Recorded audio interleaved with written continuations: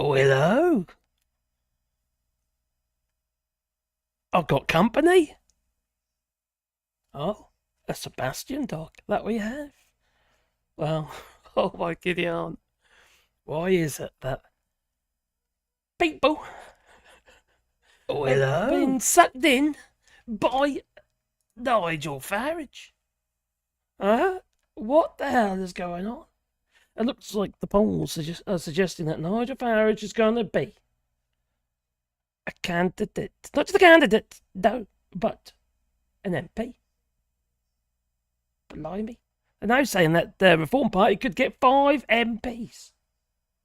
5. At least there's one person in Clacton that has some common sense. Think of Nigel Farrage. I think he's a total snake and he's got nothing to do with Clacton. And to be honest, I think we, the townspeople, are sick of being used as political fodder, really, for people that, you know, just want to get a seat in power. So you don't think he really cares about Clacton? No, not at all. He couldn't give a rub. He couldn't care less. I've prepared to be an MP. Yeah, of Clacton. Please, blimey. At least a candidate, for Christ's sake. Nigel Farage, Putin's sympathiser. That man's been doing the rounds, hasn't he? Well, let's see who we got here first before we get into it. Oh, blimey, look at that. We have the chat. Let's make it a little bigger so I can see it. There you go. Oh, dearie me. Hello, Gingers. You're first. Yeah, I'm first, she says. Oh, yeah, I hope you're well. And Billy Kershaw, hello. Bill X just dropped Bob Dylan skit. And, oh, creating that really Downing Street, yeah. I ain't seen it yet, so, yeah, I'll get Alex's later. Hello, Joel. Good evening. All sorts, Gingers, Drafts, Billy Kershaw. Or was it Bully Kershaw? You're a bully there, Kershaw. And anyone lurking? Well, I'm lurking at the moment, yeah. I mean, doing a lot of gardening today. Yeah, a lot of gardening, and I just remembered, oh, damn, I need to go live today. So I've kind of like mustered something up that I have. So, Joe also said mushroom soup. That's nice. We had salad. I need to eat more salad. I wonder why. Oh, hello, Terry Regan, Plymouth activist for justice. Evening there, hope you're well. And, Mad Run, very, buddy, hope you're well. And P. Dallas, we've got 2 spanners in the works. We have 2 spanners. That we have. Saying hello to everybody. Hello. Oh, yeah, please book the old like button. That was channel, you know. Yeah. It's going to disappear behind the thing there. There you go. Oh, no, it's over the top. That's all right then. Blimey. And Joe Lefty, I hope you're well. Evening spanners, no shorts enthusiasts. I ain't got many. It's dwindling fast, it is. Doc Davies, hello there, hope you're well. Good evening to you. Scroll on. Hello, Storm, hope you're well, my friend. Hope you're good. Hope you had a lovely Sunday. Watching all the news that's going on and depressing as it might be. Oh, crikey. I've got a wife coming in here. We just putting things away. Oh, phew. Oh, hello, Caval. Hope you're well. And Jeanette Carpenter. Yes, we are canning. I hope people wake up to the grifter that he is. Well, the only time they wake up to him is when they realise he's useless. And that'd be if he's Prime Minister. Like a lot of these right-wing crackpots. We kind of woke up with Liz Truss, didn't we? Boris Johnson to some degree, although some people still think Boris Johnson's the bees and knees. Flipping now, people. Sometimes I wonder, I really do. In fact, sometimes it depresses me how stupid some people really are, and it's. I get frustrated. I do. I think I'm getting a shorter and shorter tether. Tether? Oh, anyway. What's the phrase I'm looking for? Let me just get that up there. Just a second. There. I just don't understand it. Actually, I do understand it. A lot of our woes, you could base them on immigration, couldn't you? No. I'm pretty much pro-immigration. In the day, I'm an immigrant, you know, living here in France. But there's a lot of people that aren't warm to the idea. And that kind of, is that why we got Brexit? Yeah, obviously, Nigel Farrage used that as his main argument point.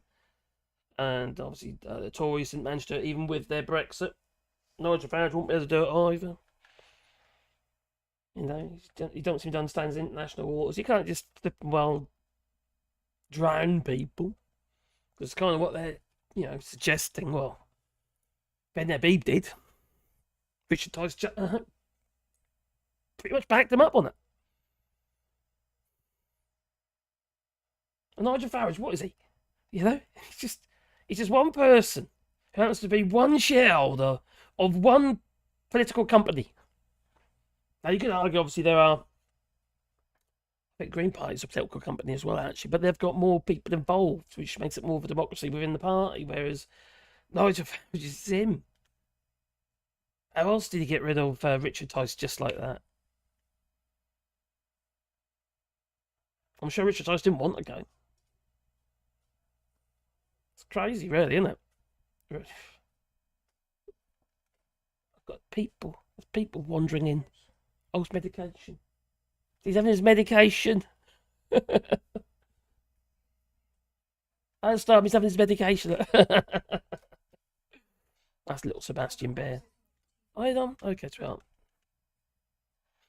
So it does shock me, though. I know I said this before, but it just kind of winds me up in many ways. It shouldn't do. I shouldn't let it get to me, but people buy into these people. I just hope people. I wish. I long for people to be a little bit more, have a little bit more empathy for others. But sadly, it's not going to be the case. It never is it? And these people were drum rolled into them to hate others, hate the immigrants. Pretty much like this, I suppose. Coming over here, taking our jobs and our women. People, eh? I want to have faith in people. I want to feel that that they are. Most people are inherently good. Not to a degree, obviously, most people are, but it's just some of the things I've been hearing today. Oh my giddy hell! About the death penalty and all that sort of stuff. You know what I mean? Lewis Goodall's been doing the rounds for the news report. The BBC News Report, and Hashmi is really good, but the people he's interviewing, I think, crikey, is this the best we've got? These people allowed to vote. This is when I doubt democracy. That it can actually work. We obviously we need to educate people, but it's not just about education. Empathy isn't about education. It's about just being a decent person, isn't it? Caring about others, not treating them as the other. Now, this has been going on for a long time, old Nigel Farrage, and he stood up on numerous occasions back in 2014. I suppose he even, to be fair to me, he did warn that well, actually, he was blaming the EU. Actually, no, take that back. No, that's not fair to him. He warned the EU that Russia would invade Ukraine, or there would be an invasion on, because we're poking the bear, so to speak. But now, I suppose it's useful about Georgia and Crimea and as well, is it? Makes you wonder, doesn't it? These people just crazy. And now he's dropped his rather wonderful contract with the people, which apparently Richard Tice wrote. I just find it I just find it very difficult. Luckily, there are people like this one. Nigel Farrage. I think he's At a least, total snake, and he's got nothing to do people with like her Clacton. give me a little bit of hope. And to be honest, I think the townspeople are sick of I know I've already dropped being that one used already, as but political crikey, fodder, really, for people that bang on just the want money. to get a seat in power. He's a grifter. So you don't think he really cares about That's what Clacton? he is. No, not at all. He couldn't give a rub. He couldn't. Just a He grifter. couldn't care less. And he doesn't even look good. And he takes his shirt off. No. With his tobacco stained teeth. Ugh. But, like I say, he's dropped his contract with the people. But even so, I don't know if you heard, but the UK is still on track to be a rather considerable, a whopping 311, just write my head down, 311 billion worse off by 2035. Being outside of the EU. But wait. Oh, there's always more, isn't there? The Reform Party. For God's sake. The Reform Party, in its infinite wisdom, has apparently discovered that rather, how to put it, elusive 140 billion magic money tree. He's been talking to, well, he needs to talk to Theresa May about that one. And it's a bit of a fairy tale. It really is, if it were true. Now, it wouldn't come anywhere near what the Brexit bill is.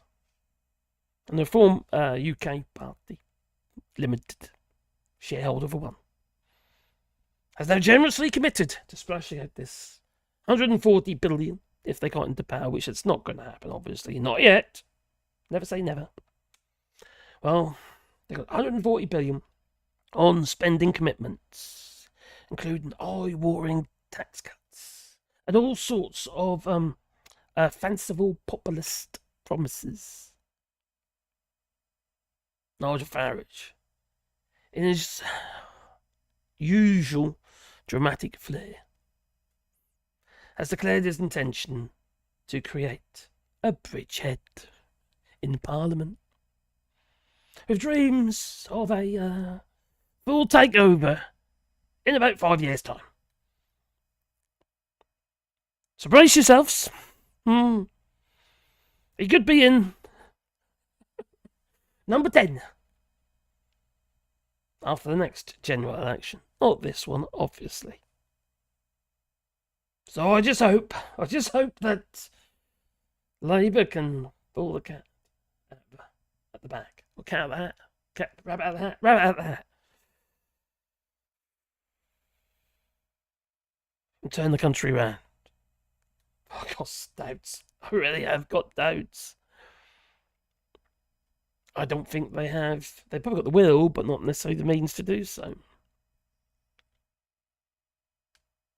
Now, some might say, well, vote for the rejoin party. Don't you mean join? Well, I suppose you could. Yes, let's vote for the join party. Oh. If I thought they could do some good, but no, I probably would. But what are their policies? Rejoin the EU. Join. That's about it. Single issue party. Well, they're not going to get very far. Although saying that, back in 2019, we had the reverse with, well, let's get Brexit done, didn't we? We got that 80-seat majority. And now people are dismayed. They've had enough. They say, well, Brexit ain't working, is it? Unless you really kind of had to put it. Scary thing is, some people would seriously think everything is going fine. The kind of people who voted for it. People like this. Right. So I'm going on a march because I want class. Britain to be back British. I want Britain to be back British. We've got interracial law and the Muslimic infidel. They're trying to get their law over our country. And it is happening. It's happening in other countries. Everything. It's happening in every country. Like you've got the Iraqi law that they put down in London. Like we're more or less near London today, but they're trying to put the Iraqi law down on London. They're just trying to put their law down on us. We can't stand for that. Which Iraqi law is this? It's the Muslim company? law. They've got their law. Obviously, it's their law, isn't it? Like, Right. Oh my god. He ain't alone though. No, I've watched Lewis Goodall in his interviews today. I can't put mine because they get demonetised straight away, unfortunately. But well, this so-called contract. Yeah, but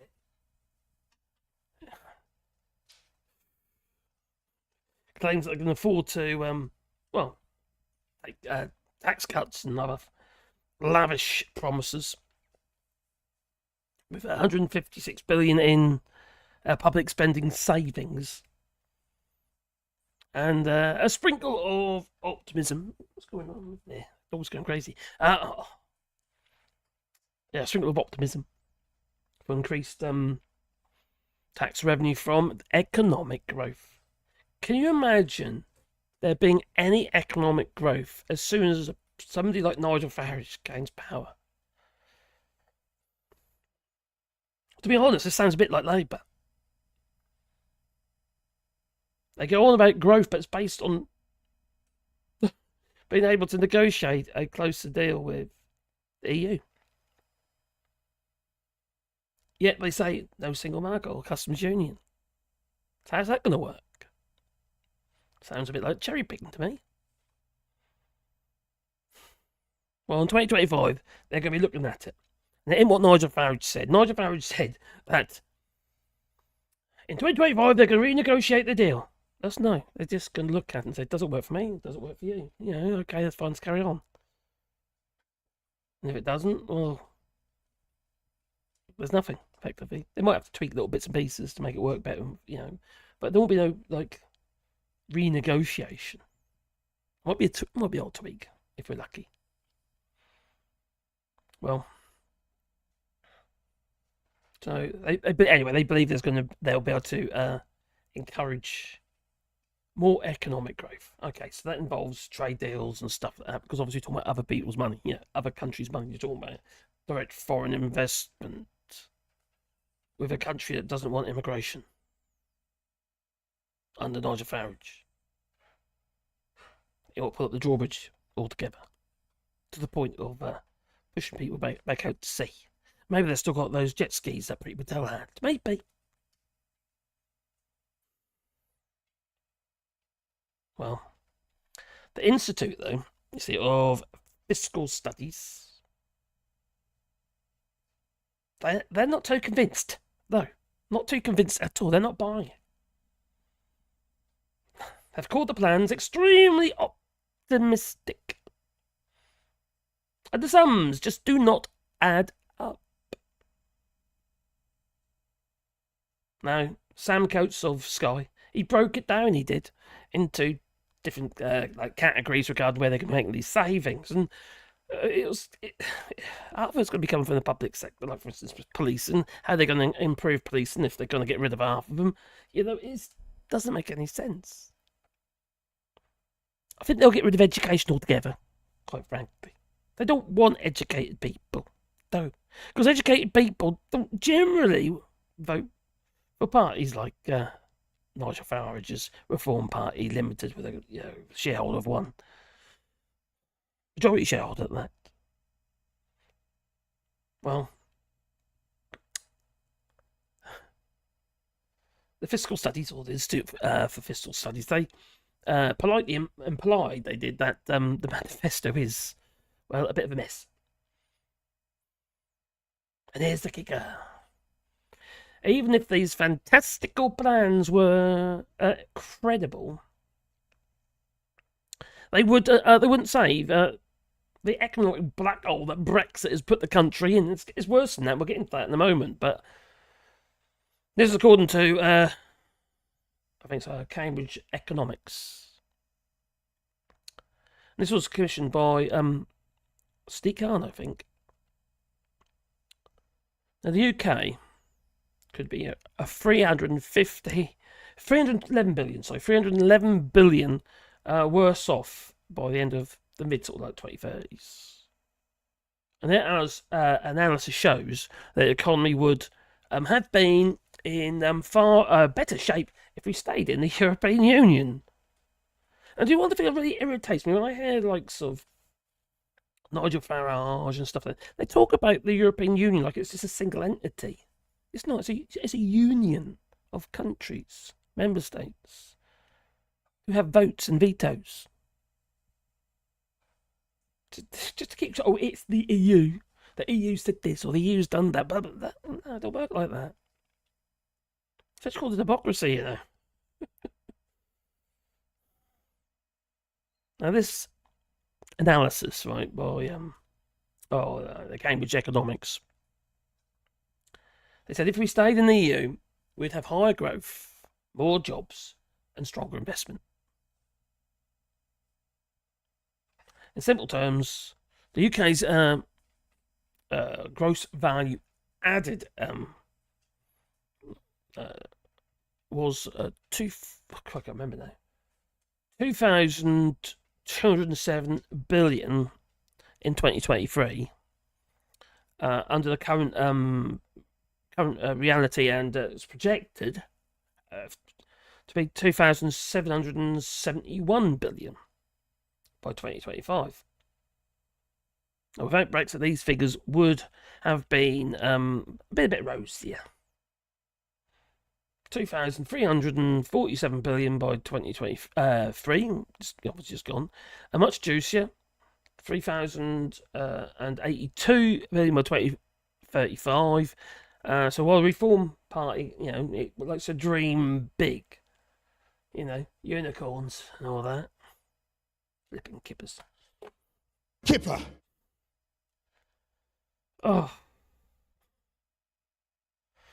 The Institute for Fiscal Studies, this isn't buying it at all. No, it's literally saying it's complete and that mess. They're right, it is. Sam Coates, he pretty much, he made that pretty clear, didn't he? So the Reform Party dreams big. It seems that their plans are about as solid as a puff of smoke, to be fair. Yeah, people believe it. It's all about headlines again, isn't it? So tell them a little bit of what they want to hear. Because they want to hear it, they want to believe it. Because they want to believe it, that's it. It's true. In their minds.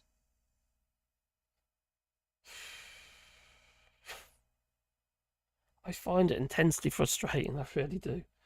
Oh, crikey. Believe me. Where's the chat? Let's bring it back up.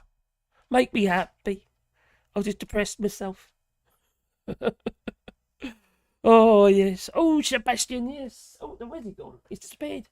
He's probably gone to see Mummy. Got Pandora's on the sofa down there and Wally's in his basket. Aren't you, Wally? I'd see you there, fella. Didn't I give you a treat? Oh, dear. There, boy. That door.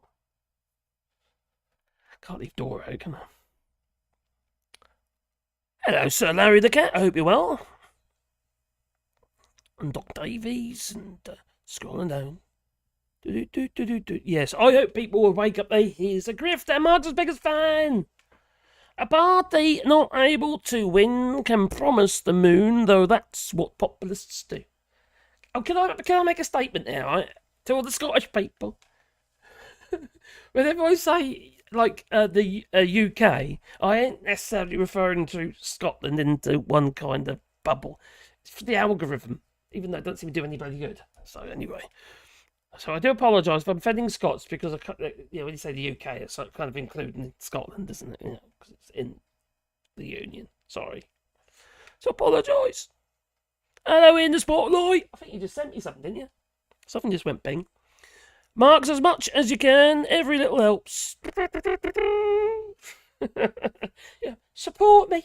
I need support, as you can probably tell. Yes, double D. That'll do. Hello, Bill Silver. For the love of God, Labour, don't. Yeah,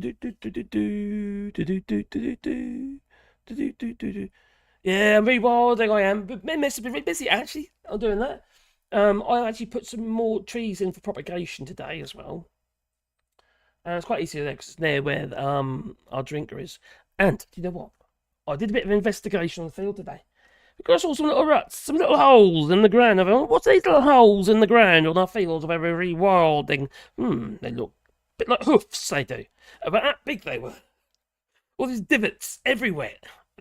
Literally everywhere. And then I saw something. A flipping cow pat. That's what I do. I walked the perimeter of the land. Quite a way round, actually. Anyway, I walked the perimeter of the land.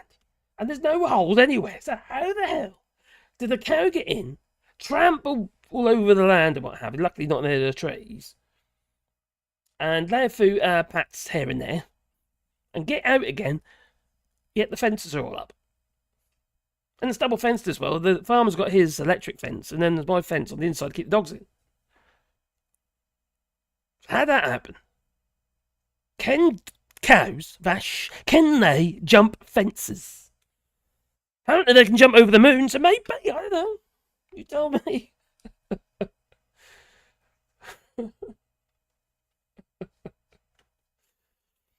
Oh, it does wind me up. But the cows, they haunt me, they do. They're over farting. I'll tell you what they do as well. Yeah, these ones weren't that because they were just straight downwards ones. You just ordinary, like... But I'm sure they've been trained to do this. But they've been sticking their butt up against the fence line and actually projectile pooping, patting, or whatever I like to call it, at their bottoms into my field. Horizontally. Seriously. It's like they're doing it on purpose. But that's more of, when it lands, it's more of like a sort of a long, more of a splat instead of a pat, if you know what I mean. Anyway, let's get away from the poo. Oh, I don't care. What have I missed? What have I missed? Did I just say something? Long member for 12 months. Well done, buddy. Yeah, that's quick. Keep up with excellent informative quality. Oh, cheers, buddy. I'll try my best. I won't say it. I won't call it quality. It's definitely not quality. Oh, dear. Where are we? Alright, you lot can type loudly. I'm deaf. Cheers. I'd rather see Bloody Giles, Watling hold Clacton than see that frog-faced fascist win on July the 4th. After all, I did fancy a sister. What? Oh, he's going to win Clacton, isn't he? He's putting everything into winning Clacton just so he is a MP, and there's likely to be a few others as well. And it's literally just gone like that, hasn't they? Anyone who's decided against Richie Sunak, and I can understand why. Flippin' hell. Excuse me. Talk about a corrupt party. He's betting insider trading, pretty much, isn't it? They knew. They knew. They thought that was all right.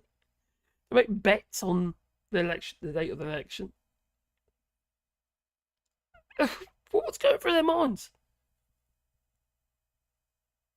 And then you got Scott Benton. Was it Scott Benton? He got they bribed him, like, I don't know, for access.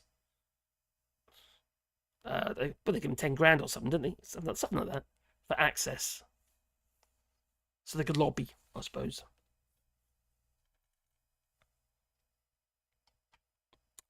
Hello,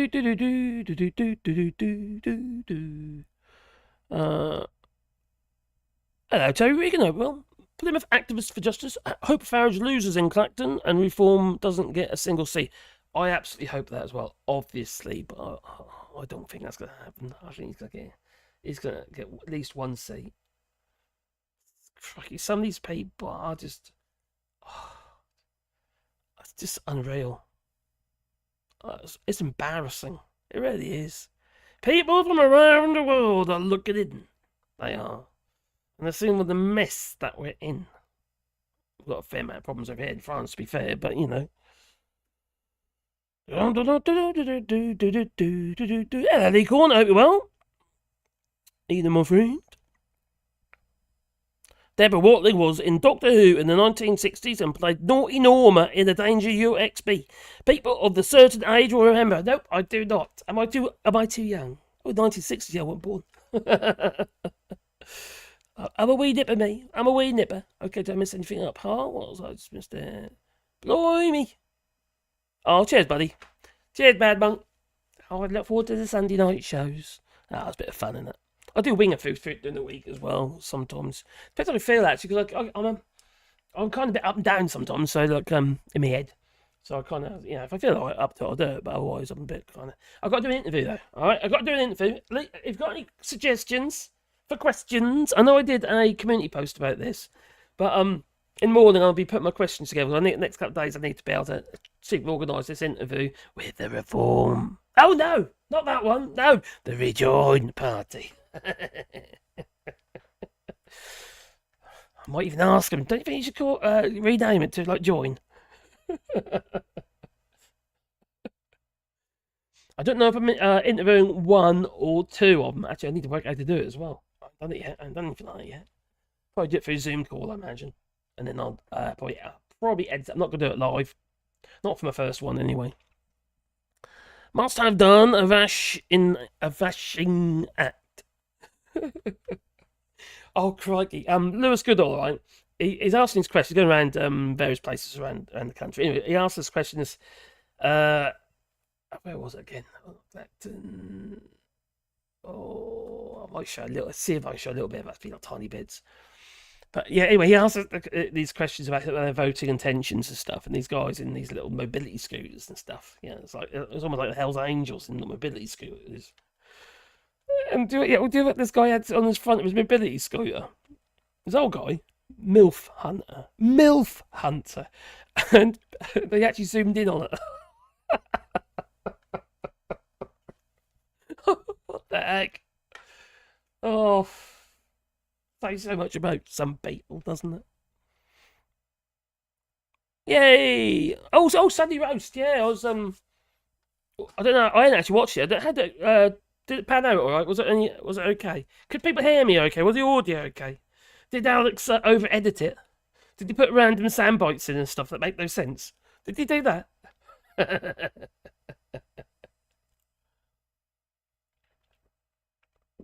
Hello, Kool-Aid 76. I am out of air for the moment. Back later. Take care. In the spotlight. See you soon. I can't scroll down. Ollie, hey, my friends. Simon Says 55. Hello there. Hope you're well.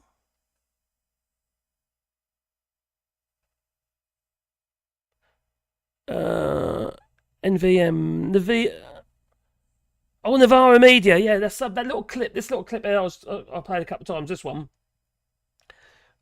I love this guy. Nigel Farrage. I think that he's was a from total Navara snake, and Media he's got nothing to do interviewing with her. Clacton. And to be honest, I think the townspeople, are sick of being used as political fodder. I can't play the audio back at me. For people that just want to get a seat in power. So you don't think he really cares about Clacton? No, not at all. He couldn't give a rub. He couldn't care less. Things could be worse. Horizontal poop. Yep, they can. Yes, never seen it before. So yes, I need to ask the Rejoin Party some questions. What I'm going to do, okay, because I'm sure there's some lovely people here can give me some ideas of some questions, and I could add them to my list of potential questions. I need to collate it. I need to put in some sort of order at the moment. Where is it gone? Is that it? No, that's not the one. Oh, hang on, I'll put it into... Oh, you fool, Marcus, you fool! There you go, keep... I put it in my notes. Not in a document, but in my notes. Come on, where are you? Come on, where you go? Is that it? No.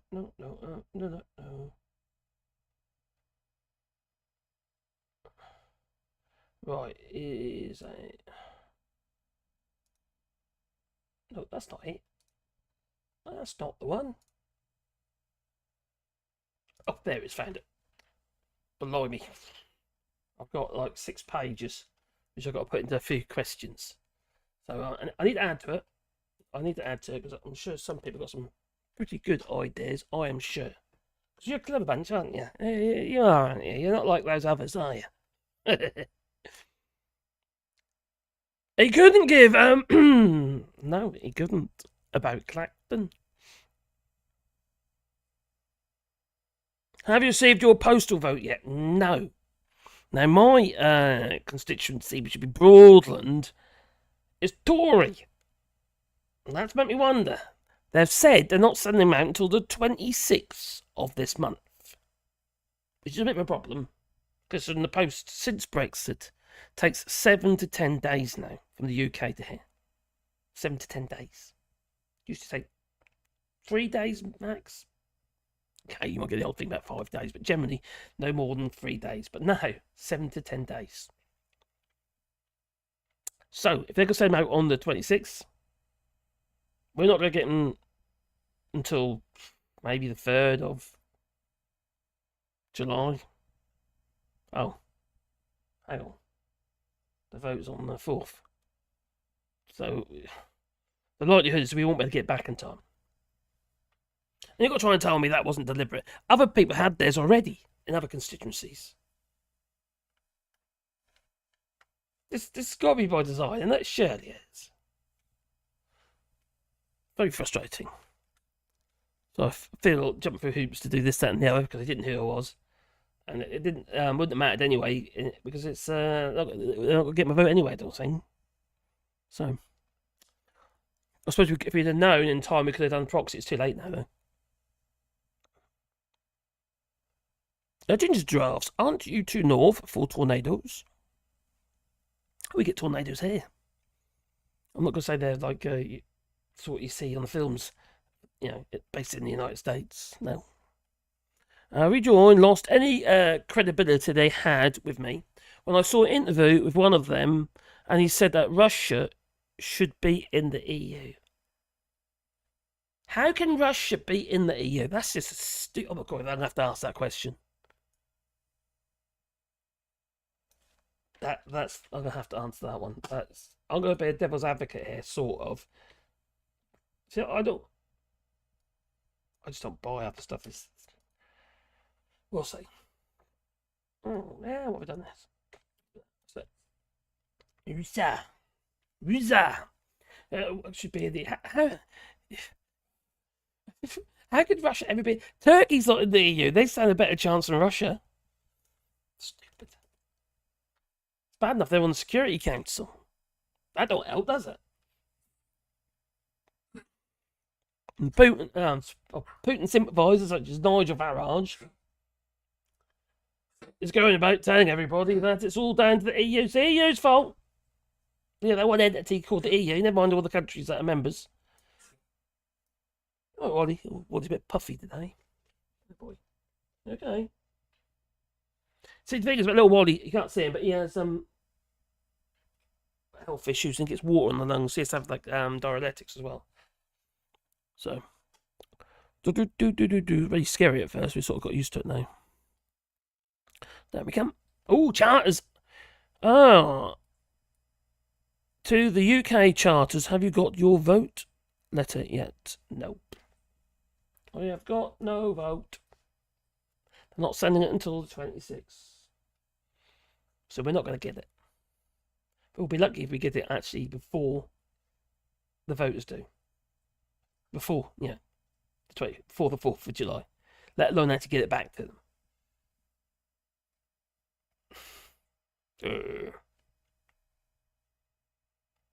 Hello, Regan Lee. I hope you're well. Oi, I know this guy. He wears shorts. Of course I do. Yeah.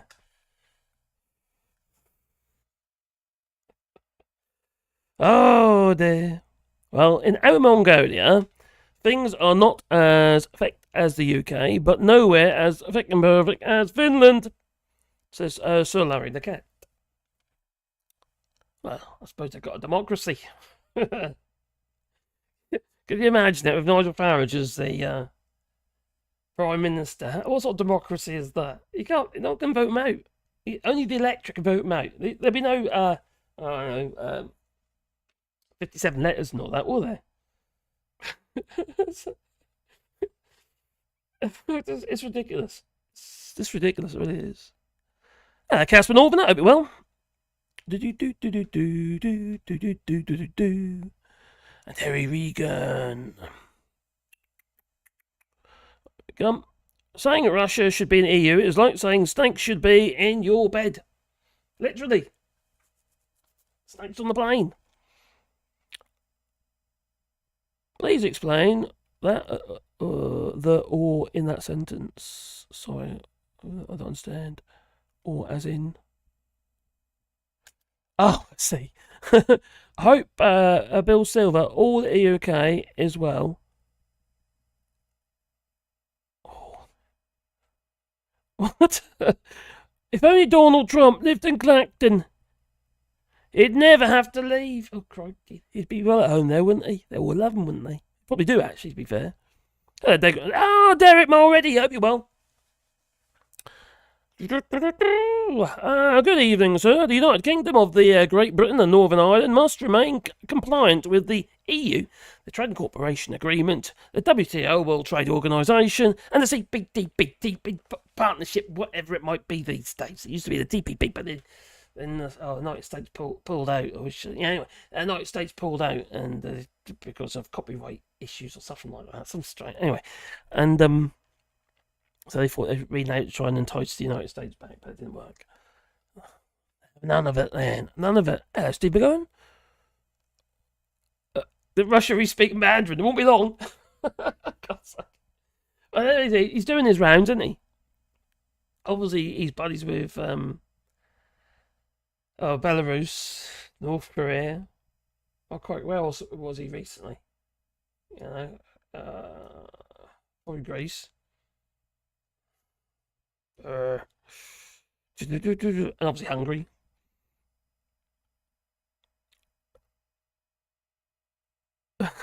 Russia and the EU never going to happen, though. Of course, it's not going to happen. You know, it's a stupid statement. If that's what he thinks, well, then quite frankly, obviously, you're gonna. I would lose faith in. But I think the guys are Tory anyway, aren't they? They're the guys who started the Rejoin Party. Yeah, don't get me wrong. I want to rejoin the EU. I'm not going to deny it. But I'm also a realist. You know, it's just pretty blooming obvious that things are pretty darn bad. You know, how the hell are we going to meet all the criteria to rejoin the EU? How are we going to do it? They're actually kicking up a fuss at the moment regarding some countries such as Belgium. Belgium, France, Slovakia, Poland. I think there's one other as well. But they're kicking off a fuss regarding the national debt. It shouldn't be over 60%. So, yeah, but it's grossly over at the moment. Some of these countries, you know, the UK is around 100% at the moment. And I know it's obviously not in the EU. I get that, obviously. But the idea that the UK is going to be able to rejoin... I'm doing it now. It's going to be able to join the EU and get past the Copenhagen criteria, because that's what's in. It's pretty slim, isn't it? I think so. It's pretty unlikely. It would take a very long time to actually get the country in a fit state to join the EU. And then you got, obviously, the Eurozone, the pound, the sterling. Could you imagine? That would be... I think that's a red line for so many people. It really is. Would you be able to get a majority on that? I don't think so. So, I can't see it happening. I can't. It's a lot of... We've got to wait until all the stupid people we've got to wait until we've educated enough people. Because even here in France, maybe some of the youngsters are, well, they're sort of like leaning towards Marine Le Pen, which is slightly reverse to what's going on in the UK, you know. All those little scooter people, you know, the little hoods over the top of themselves and stuff to keep the rain off and that. You know, dangerous people. They bang into you on the pavements, they do. Yeah. Oh.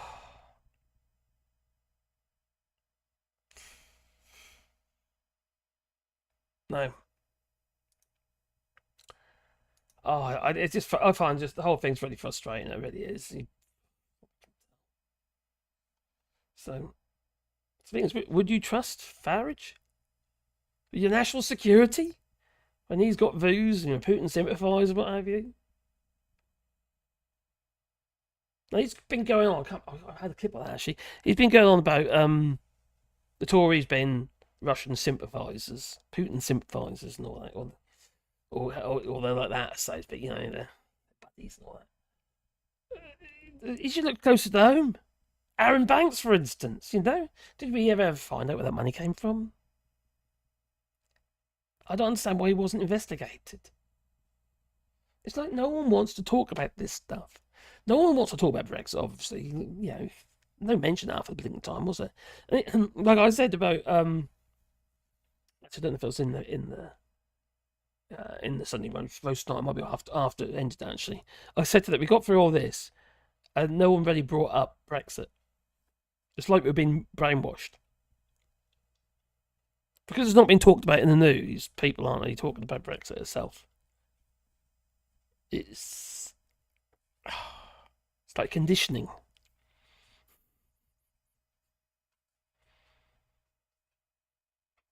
Sometimes I wonder, though, the kind of people in that Reform Party,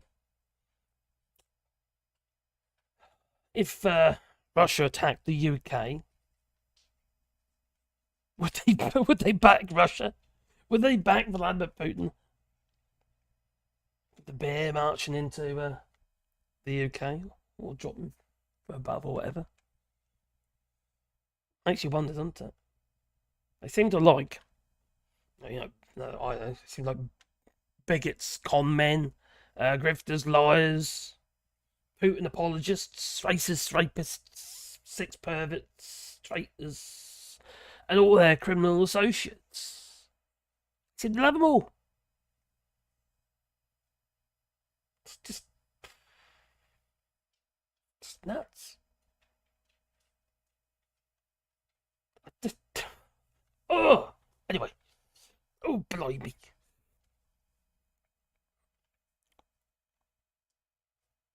Thank you. UK credit rating will go down soon. I ain't doing too well regarding being. Leave a bum alone. We're on. Sebastian? No. He's licking their bum. Live. Don't do that.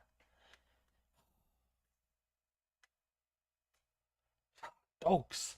Dirty things.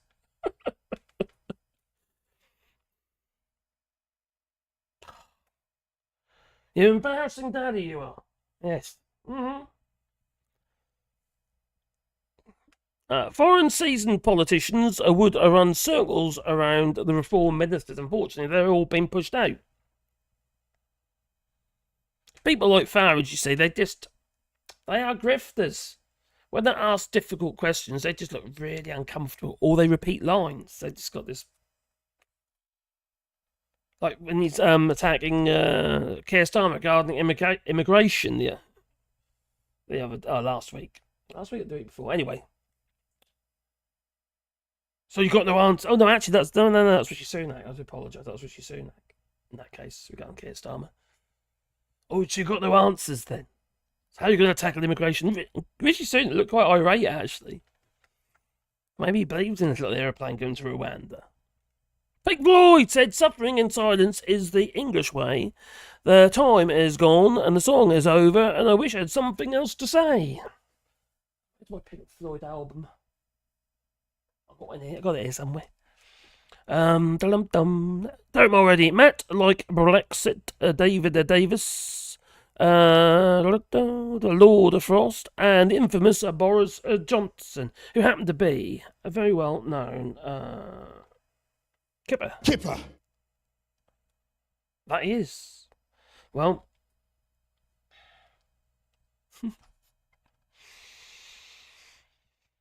No, Andrew Bridgen apparently is suing Matt Hancock for defamation of character. Oh, something about. Oh, I think Matt Hancock kind of done a backhanded way of accusing him of being a xenophobe. Or words to that effect. Anyway, Bridgen says he's going to sue him. He's already, yeah, he's got his lawyers involved. He has. Oh, there we go. Come on down here, boy. Have a cigar. You're gonna far. Is this the lyrics? Is everyone doing lyrics? We need some limericks, not lyrics. Hey, Casper, Mad Monk, Regan, and Simon Gingers, OG, and Anastam, and all. Says 91 Leeds. 91 Leeds, hope you well. I'm good at getting lost, but I'm also good at getting unlost. Hello, Joe Lefty. Reet Mafting. Today. Oh, yes, it's been very, very hot. And we're now going to be seeing a bit of a heat wave. So that's a bit concerning. And you can still look what's been going with the Mech and what have you. Thousands of people have been dying. Heat exhaustion, collapse of crazy heat. Okay, where was I? Anyway. Nigel Farrage of the Reform UK Party could have some seats. Unfortunate for all of us, since we might not have any food. No. Well, you see.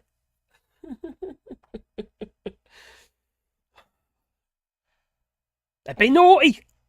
The importers have been naughty. Very, very naughty. But they have. The UK says that importers are making deliberate... Oh, hang on, what's going on there? There you go. Deliberate errors on forms to avoid the Brexit border charges. Nigel Farage's Brexit border. In fact, he wants to make it a fixed border. He wants to build a wall. And it's going to get the EU, or France, to pay for it. So new checks for plant and animal goods from the EU came into force on the 30th of April. You remember? Well, what I don't get is that it's all inland inland checks, such as in Sevington. They do what they like until then. They go, dump them off over there, mate. Yeah. Well, come and get them later. Don't worry about the smart motorway, the smart lane, whatever you like to call it. No, that'll be all right. I'll put a little cross up for me and I'll pick it up later. So, the government has accused... Try to make it a bit bigger. There you go. Has accused businesses of importing goods from the European Union of making deliberate and criminal errors on key documentation in the bid to avoid the new Brexit border charges. Now, this kind of makes me tickle a little bit. Because my kids have been sending us stuff over and saying it's it's got no value or it's a gift and handmade gift or something like that. And there's no value in it or stuff like that. When you get it, it's in a packet. Luckily, it's worked so far, but they ain't gonna work forever. And I'll get charged at the gate. That will again. So, in a notice sent out to traders this week, the government said it had been made aware that some traders and logistics companies, the lorry drivers, yes, were repeat offenders, yes, repeatedly filling out forms incorrectly. And they vowed to crack down, they did, on the behaviour. That comes just weeks after the government brought in new checks for plant and animal goods coming into Britain from the EU. Now, this is in an environment where logistics companies and the drivers themselves are saying, hang on, we don't want to stay in your luxury car park in Sevington. Oh, it's a luxury after all. We're having to poop in brown paper bags, we are, yes, and peeing in plastic bottles. But, unfortunately, well, anyway, they basically said they're not going to come. People avoiding the UK like the flipping plague. And can you blame them? 22 hours in some cases they're sitting in Sevington. They could be doing 2 more trips. Those lorries are financed in many cases. They can't be sitting around. They need to be out making money to cover their finance and then make a profit. Plus maintenance, etc., etc. And plus, people in the UK don't want to have their limp lettuces. No, they don't. Just leave it to Liz Truss. That is a disgrace. Blimey, that woman. Could even lose a seat, apparently. Have you heard? Yeah, Liz Truss could lose her seat. People in King's Lynn are waking up with a bit of luck, hopefully. They say, well, I haven't seen her. They're going around asking, have you seen Liz Truss anywhere? I only went to the offices. Have you seen Liz Truss? Is she in there? They went to the Conservative Club. Is Liz Truss in there? No, there's nowhere to be seen. She's hiding. So she's likely not to be in. Apparently, there's a backup candidate for the Tories. See, a lot of these places are they're big Tory areas, big Conservative constituencies, and so is where I'm from in Broadland area. Although it's breaking down quite rapidly. There's more in Broadland. There's more and more people. It's looking more likely that they could be knocked off their pedestal. I hope so. And Chloe is stepping down anyway, so she doesn't want to be in the minority government like many of the Tories. They're going to be relegated to the sidelines.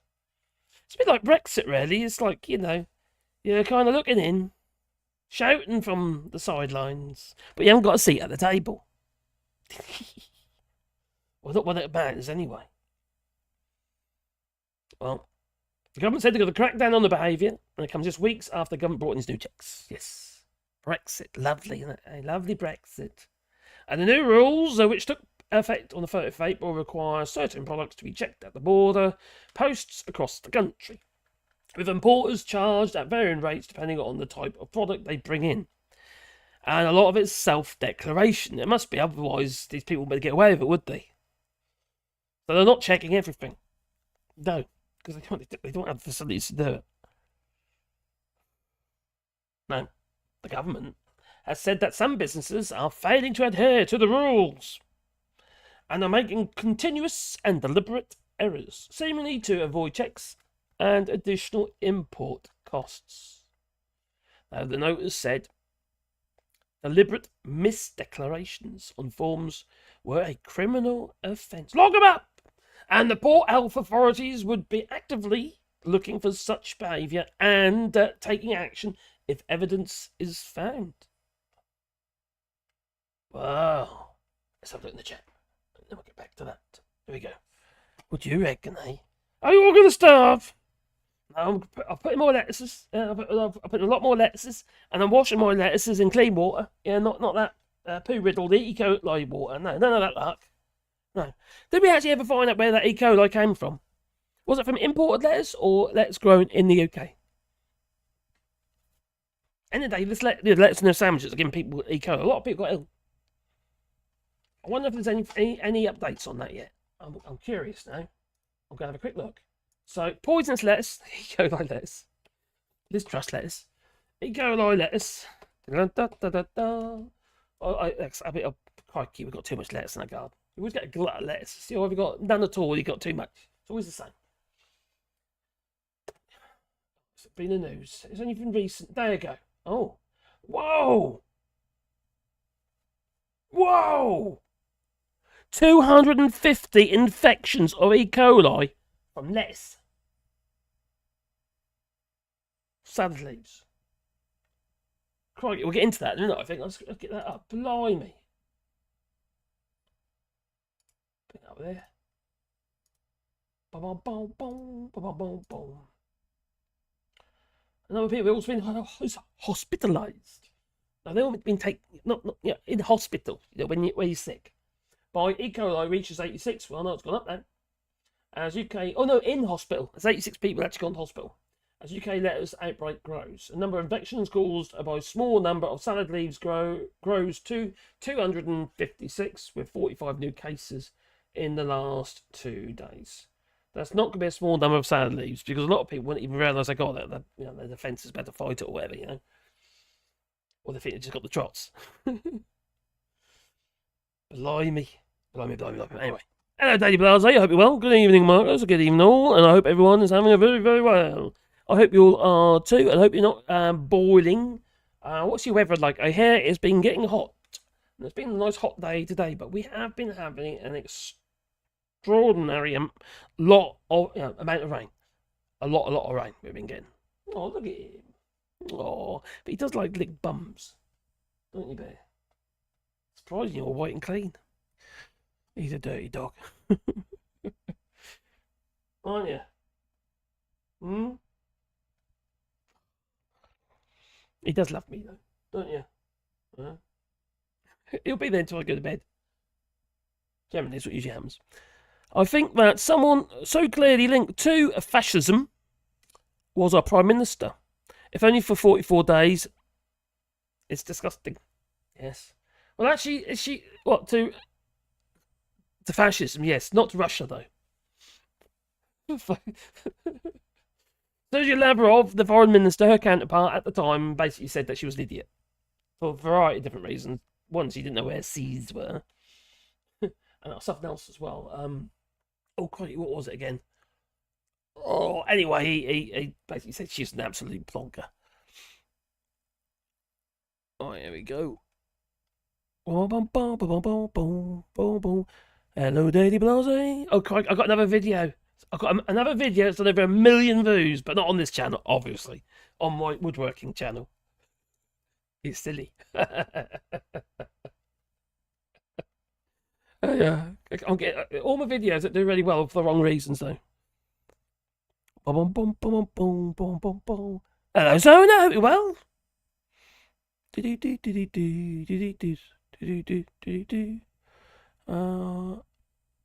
Just saying that Mad Monk. Oh, what's that Mad Monk? What did Mad Monk say? Up it come. Off missed. Yes, Lee has been taken off on a stretcher and away down to the ambulance. What? Are you talking about Lee Anderson? Not Lee Korn.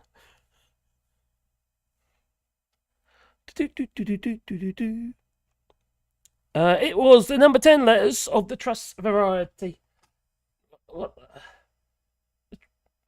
The Truss variety of letters? What do you mean? A bit like this.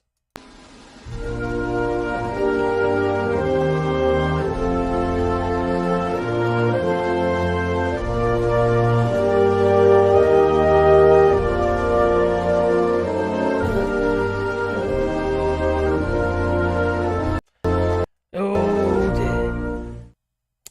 That is a disgrace. What have I seen? What have I seen?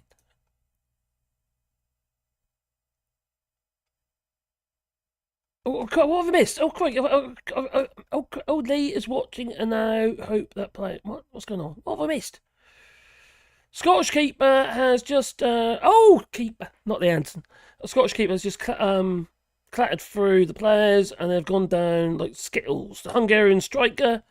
Oh, crikey! Looks very badly injured. Vertigo says, fartage really increases my blood pressure. I can increase your blood pressure as well, Vertigo. I reckon in about, mate, give it 12 months and we'll be back inside the European Union. Has your blood pressure gone up yet? I always need to think about the UKCA to calm down. Oh, what a joke that is. Or was. They're still putting it on everything, though. But now. I had a new laser come the other day, and I went for the Batman. I got to the C marks in the back of the manual, and it said UKCA as well. So they are, it is spreading, but it means nothing. It's only for the UK, and besides, the UK is accepting the CE marks still anyway. It's all like gone to the wall now, and it's like, means nothing anyway, because at the end of the day, any CE marks that are put on in the, or UKCA marks in the UK that are done, are only valid in the UK. It needs to be tested abroad. In the EU.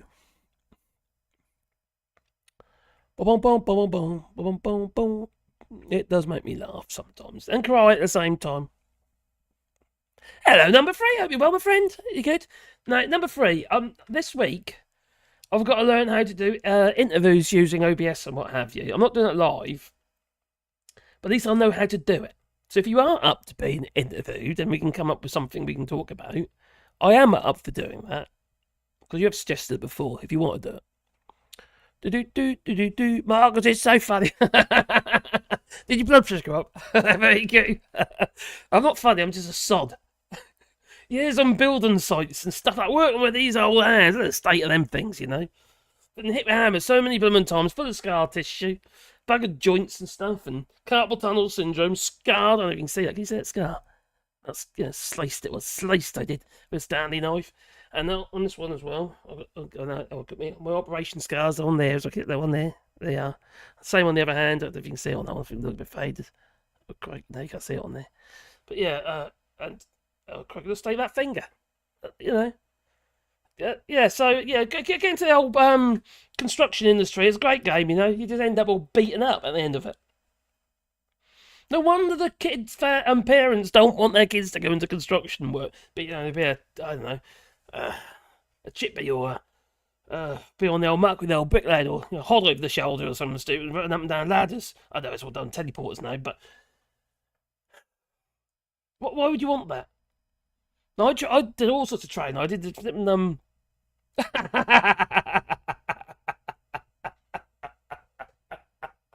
What's your name? Top Smoker? I'm not in the NRA.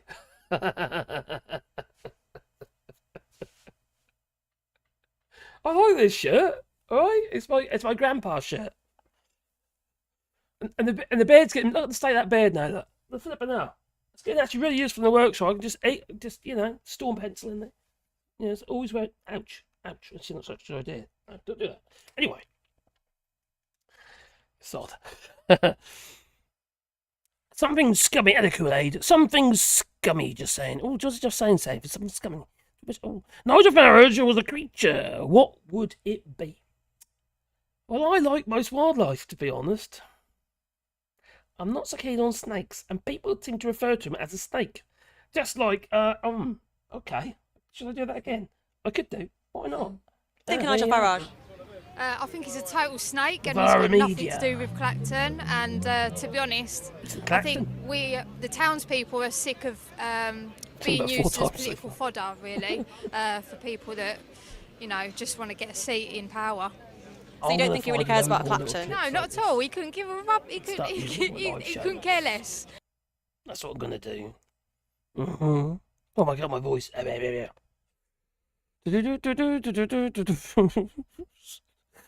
Sorry, Rico. Marxist revolutionary.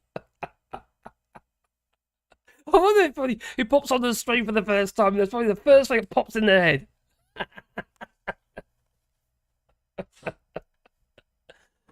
I know Farage Henry Corbyn. No. Although, actually, to be fair to Keir Starmer, what he said the other day, he was absolutely right. Downside better than flipping, Corbyn to be downside better than the Tories, what we've had in the last 14 odd years. Corbyn's a bit of a fool, as far as I'm concerned anyway. I never thought he'd ever be able to gain enough support, so I think it was a bit pointless. If you can't get power, what's the point? Jack Black strikes again. Yes, I get that as well, Alistair. Especially on my woodworking channel. Oh, is that Jack Black? Oh, is that Jack Black's other brother? I can't be done. Well, I'm pushing wood for a table saw. So Larry the cat. I get told that probably about 4 times a day in the comments on my Waddy Bra channel, my woodworking channel. Oh, poor Waddy, he's puffy he is today. Right, boy. I'll tell you what, the humidity don't help them. It's been really, really humid, and it's gonna get more water in the lungs. See, Waddy's got heart murmur. You can't see him. I can't move the camera either. Waddy's got a heart murmur, and it causes water in the lungs. And Sebastian's got a bit of heart disease. He's got a large heart, so both of them get water in the lungs. So we have to give them diuretics, Dimizon 40. Plus they have also have stuff. They have a steroid and also Vetmidin, like heart tablets basically. A little expensive. Sir Larry the cat and the leftover slime. Yes, baby, that could work. All right, where are we? Jack Black. Thanks, Joe Lefty. Yeah, Joe Lefty often leaves that in my comments on my woodworking channel as well. Jack Noir. Jack Noir.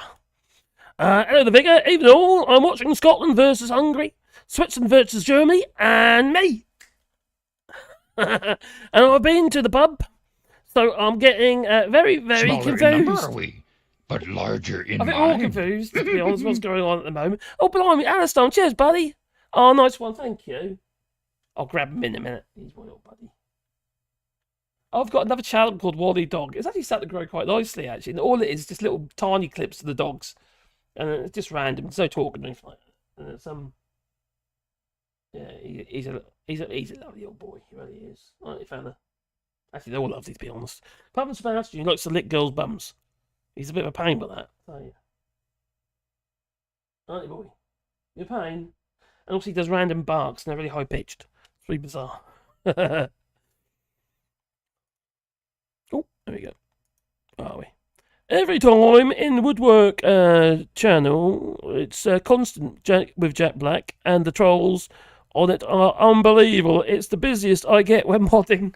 To be fair, that's actually... I'll check, buddy, thanks for doing that. I really appreciate it. It's well, those lives I do in vertical formats, so you in the short feed you're bound to, because they're being fed the short feed instead of obviously people coming to it. It's a different format, and it does attract some unsavouries. But the last one I did, we did get 18,000 views on it. There was quite a few people there. That was quite good. Vic says, I also bought a bottle of champagne, so I'm ready for the lecture tonight. Are you doing a live stream that night? I think we should. I reckon we should. I reckon we should do a election live stream. I'm sure that Regan might want to do one as well. Maybe we can do something together. I don't know, do a collab. Probably quite fun. But I might just do it anyway. I'm a blooming hour behind you. I'll be off my eyes with that with matchsticks. But there again, I'm the only YouTuber who's failing that also has done a 7-hour stream. 7 hours. Ask Bad Monk, he knows. Ask Monk's the biggest fan, he knows as well. 7 hours live. It's nuts. The only reason I stopped as well because my computer crashed. Also, I bought a bottle of champagne. I'm up for that, buddy. Hey, nice one, Regan. Cool. Every time in the Woodwork channel, even though I watch Scotland, done that. Have I missed anything? Thanks, Alison. Okay, I really appreciate it, buddy. Really do. Up we come. That's the one, the Trust Spankerless. Oh, dear. Yeah, so we went for a walk before we come in. Yeah, they're all tucked down. You do notice they're getting older. You know what I mean? When you take them for walks and stuff, they're just a bit more puffy. Sebastian, though, he's a bit nutty at times. Obviously, all of a sudden just runs. You know. He's Dalmatian. He's actually a Dalmador. He's Labrador and Dalmatian cross. But he's nutty. And Dalmatians generally are. So there we go. Anyway. Hello, Vicky Kate. I hope you're well. All these election specials, and I have to work the next day. Oh, no. No, don't sleep. Don't sleep, Vicky. We'll miss you. I'll be also watching the BBC election. We might have that going as well at the same time. On mute, so I can see Kirsten Bird. Oh, Christ, did you see her the other day? Oh, there's a very, very famous Scotsman. An actor. And I just forgot his name. Oh, my giddy arm brain fog. Oh, the hell. Oh, you must be 80 odd now. Oh, I'll come to you in a minute. It's really annoying. So we don't care. We can do a triple collab and max regulate all shorts. Crikey, it could be hilarious, could it? Maybe we can get, I don't know, Carol Vorderman or something on there. I think she'll be half cocked. She will. They're talking about the party at some point, aren't they? I won't be going though. I can't leave the dogs at the minute. When I was a teenager, I watched Pink Floyd. The Wall movie once a week, and it was literally part of my life. You know what? I just love that video and that, you know. The Wall. Teacher, leave them kids alone. No way, I'm staying up all night and then trying to teach a bunch of teenagers the next day. Oh my giddy aunt. But they might be all excited. I hope you're teaching them politics.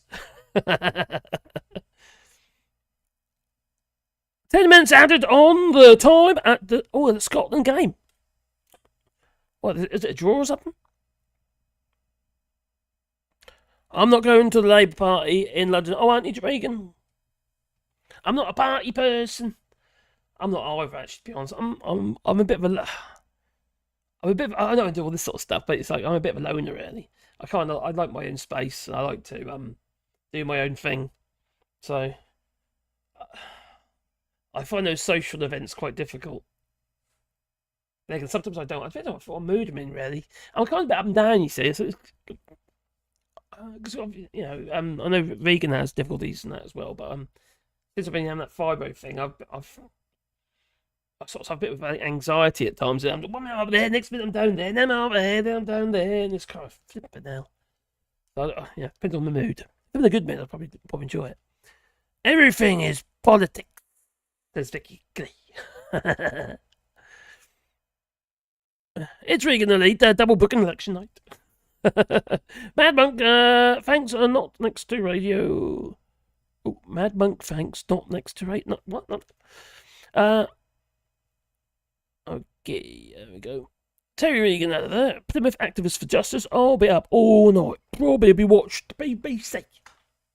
Well, don't worry. It'll soon be free. When Nigel Farrage becomes the Prime Minister. He's going to get rid of the TV licence because he wants to get rid of the BBC. What he doesn't seem to understand is that there's a royal charter. Fool. There again, he probably does know. He knows that the people that support him are bloody idiots. Bloody idiots they are. Sorry, I have to say as I say it. I know you shouldn't make fun of these people. You've got to try and win them over. These people, you can't win these people over. They're lost. Sodom. Forget about them. Think about the ones you can turn. They're crazy.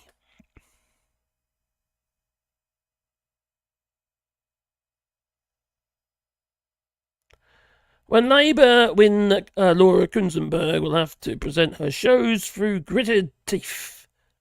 Oh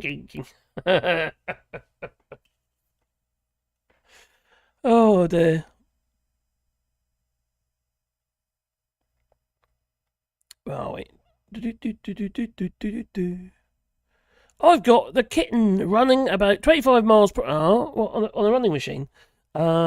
And Butters isn't impressed. She is confused by a little Smaller fluffy in thing number, are we? shooting But larger past. in mind. I'm really confused now, I'll tell you. Oh dear. Big, big, big, big, big, big, big, ping. Okay, here we go. I'm staying up all night. Triple collab. Oh, God, Aid. Oh, I can't remember. Yeah, Aid was on the Sunday brunch. He's a really cool guy. I really like him. He's he's talking about invite me onto his podcast. Something a bit of fun. Frogface is like Dumpf. They love the poorly educated. Yes, I can shoot people on Fifth Avenue or something like that, and they love me for it.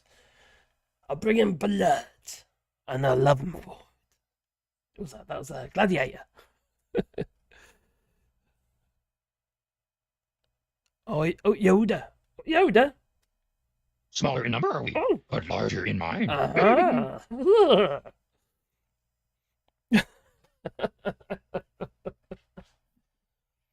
Oh, I need more sound bites. I've got all these little spaces on here that aren't lit up. Okay, I've got 64 on there, and I can do it in different levels and layers. I could probably it's an infinite amount of sound bites if I wanted to.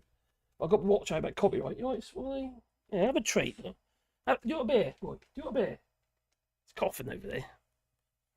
Poor little thing. Hey, boy. Do you want a treat? No? What do you do? It's when Pandora comes running through. Maybe. If she hasn't gone upstairs. Right, anyway, where was I? Because the things we want to do. Oh, what did I just say? Blimey. Did see, sorry. Hey, number 3, oh, cheers, buddy. I've sent okay. An interview would definitely work for me. Excellent. Yeah, I'm up for that. Yeah. So I'll have a go at interviewing number 3. I don't know what we'll be talking about yet. Could be about mental health, actually, if you like. I don't know, whatever. I'm sure we'll come up with something.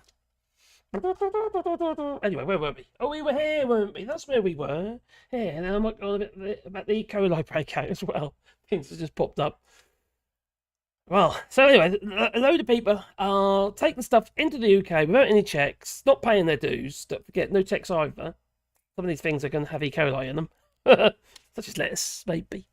And the notice said deliberate miscalculations in the forms were a criminal offence. Yes, obviously.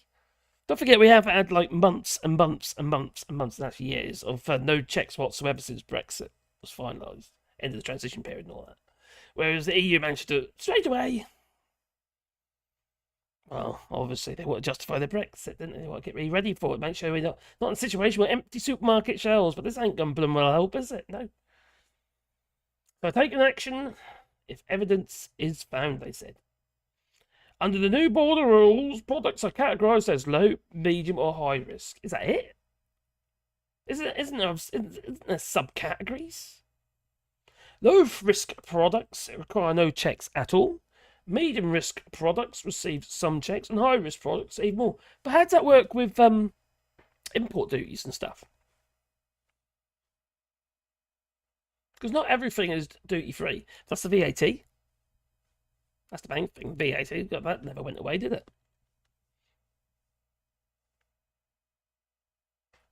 Put it out there, just put it out there.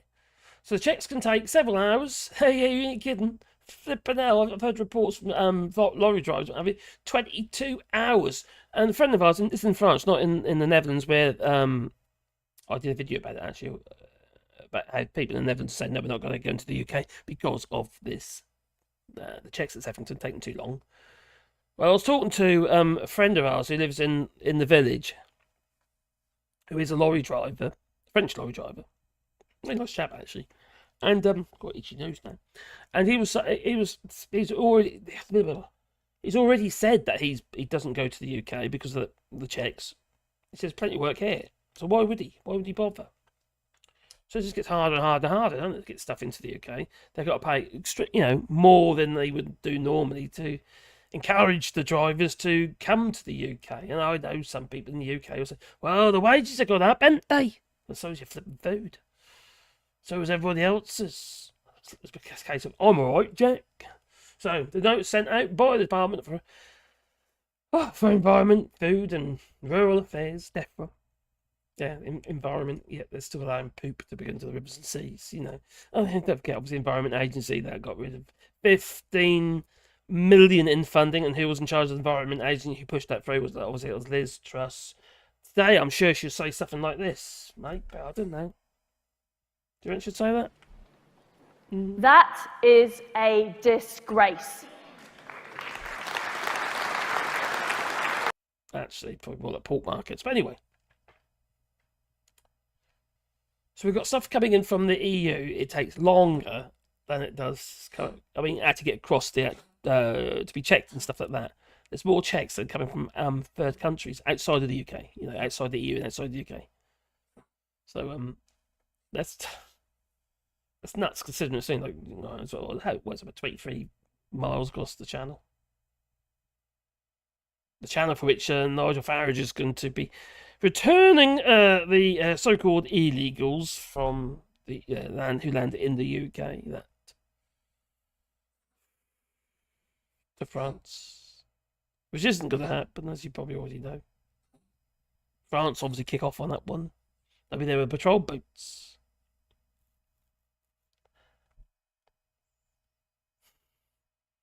Tell me if I'm right or wrong on this one, but isn't the channel, the part for it in the middle of the channel between the UK and it's like no man's land. It's like international waters down the middle.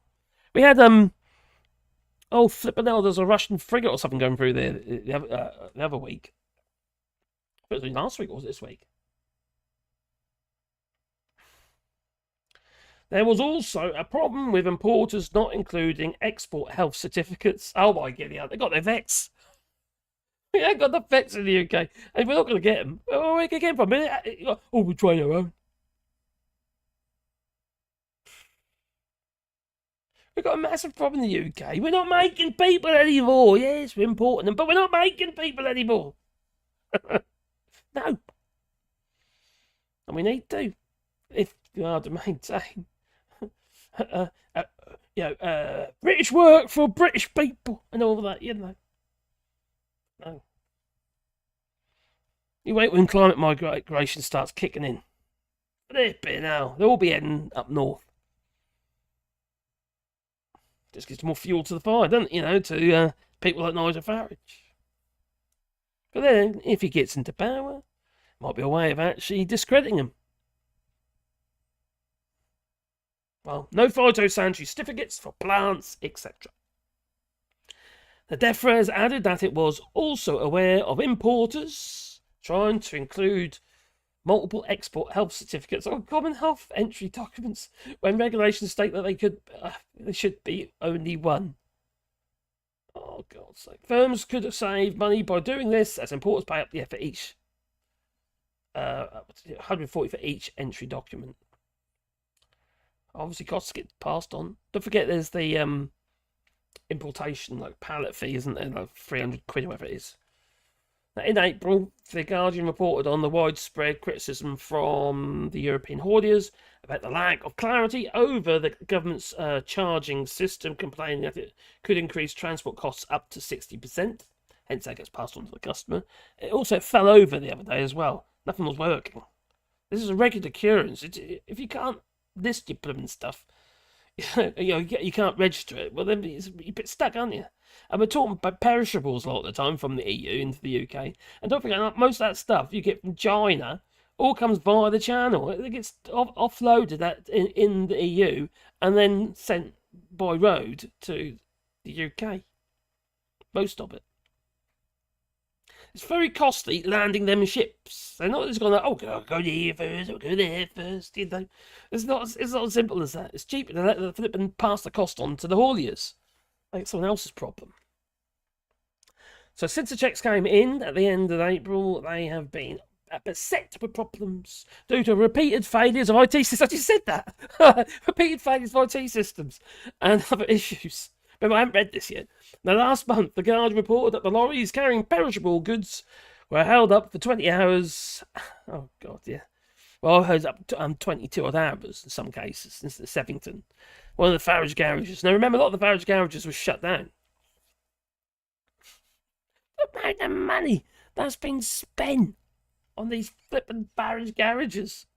Do what? To do something we never needed to do before, but barriers were better off being outside the EU. Yet we do not have any tangible benefits. Have you managed to get yourself one of them more powerful hoovers yet? Have you found any of them? And the key is we've got our fish back. They're now British fish, and they're better and happier fish for it. I haven't seen any happy fish. They're all swimming in. How to put it? Boop. There they are. Oh, you're very puffy, aren't you, Wally? You are, my friend. Oh, boy. So, yes, unfortunately, nobody's listening. Nobody wants to talk about it. The Brexit. The thing that we're going to have to live with, even if we wanted to rejoin the European Union. There's no real way back as it stands. We have not got a route. There's a process, but it'll take a very long while for us to be able to comply. Very long while. And that's so we don't get vetoed. Sad, really. What have we done to ourselves? Wrecked the country. Absolutely wrecked it.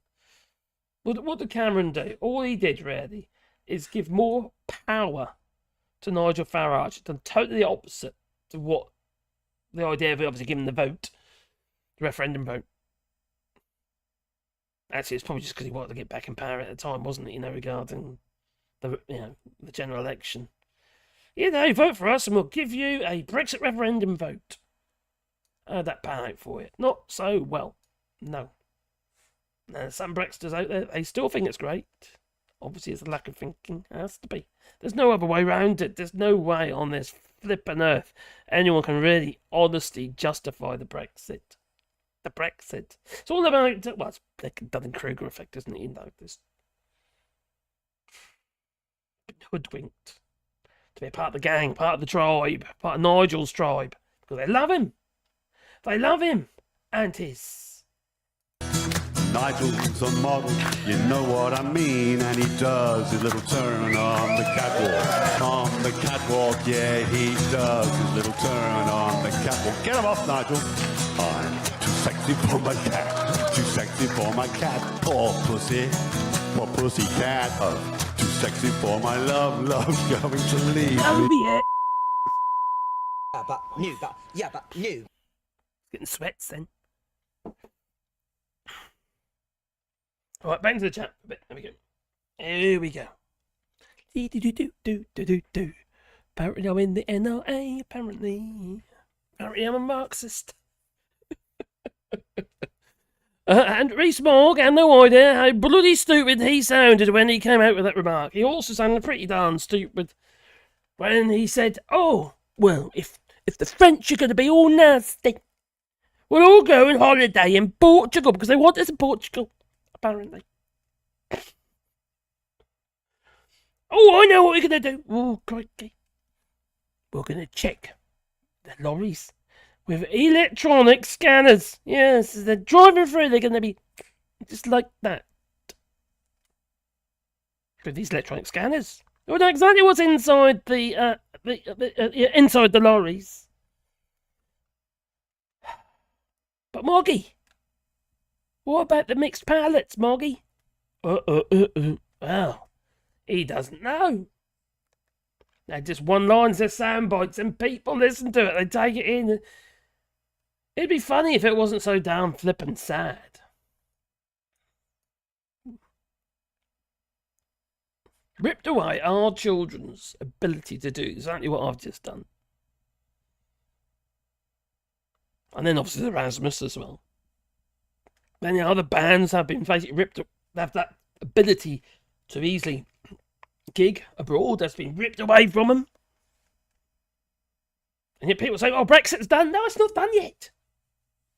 Much will be done in 2025, or renegotiated or something going on, but much will be done in 2025.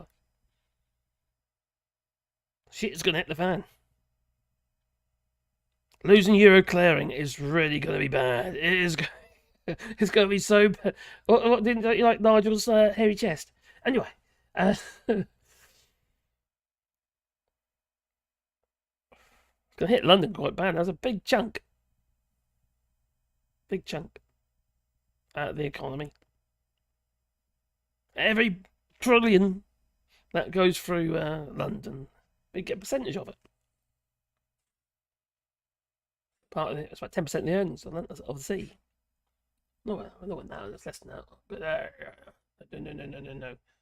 That's just the banking sector. Can't remember now. Anyway. Well, Nigel Farrage was there the other day. He was criticising the Welsh government. Because Labour, you see, they haven't managed their economy. No. They're not growing, they ain't. No. He didn't seem to, in comparison to England. But he didn't seem to, acknowledge the fact that England has London, the city, in it as well. Of course the flipping economy is going to grow faster. It always starts and ends at the place that has the biggest influence, such as the London economy, and everything spreads out from there. You would hope. Trickle-down economy, they tell us. What the bollocks that was, yeah. Well, yes, that's very true, Regan. Yes. Shake a Rees-Mogg, Doff Cat Forelock and all that walking petty father. And he did say that. Until 2025, he said. Yes.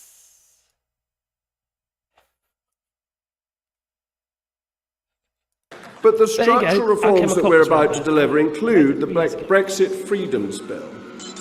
The Brexit Freedoms Bill is a fantastic piece of legislation, defining constitutional piece of legislation that will remove the dead hand of EU laws from our statute book finally. There are over 2,400 EU laws that will be amended or appealed.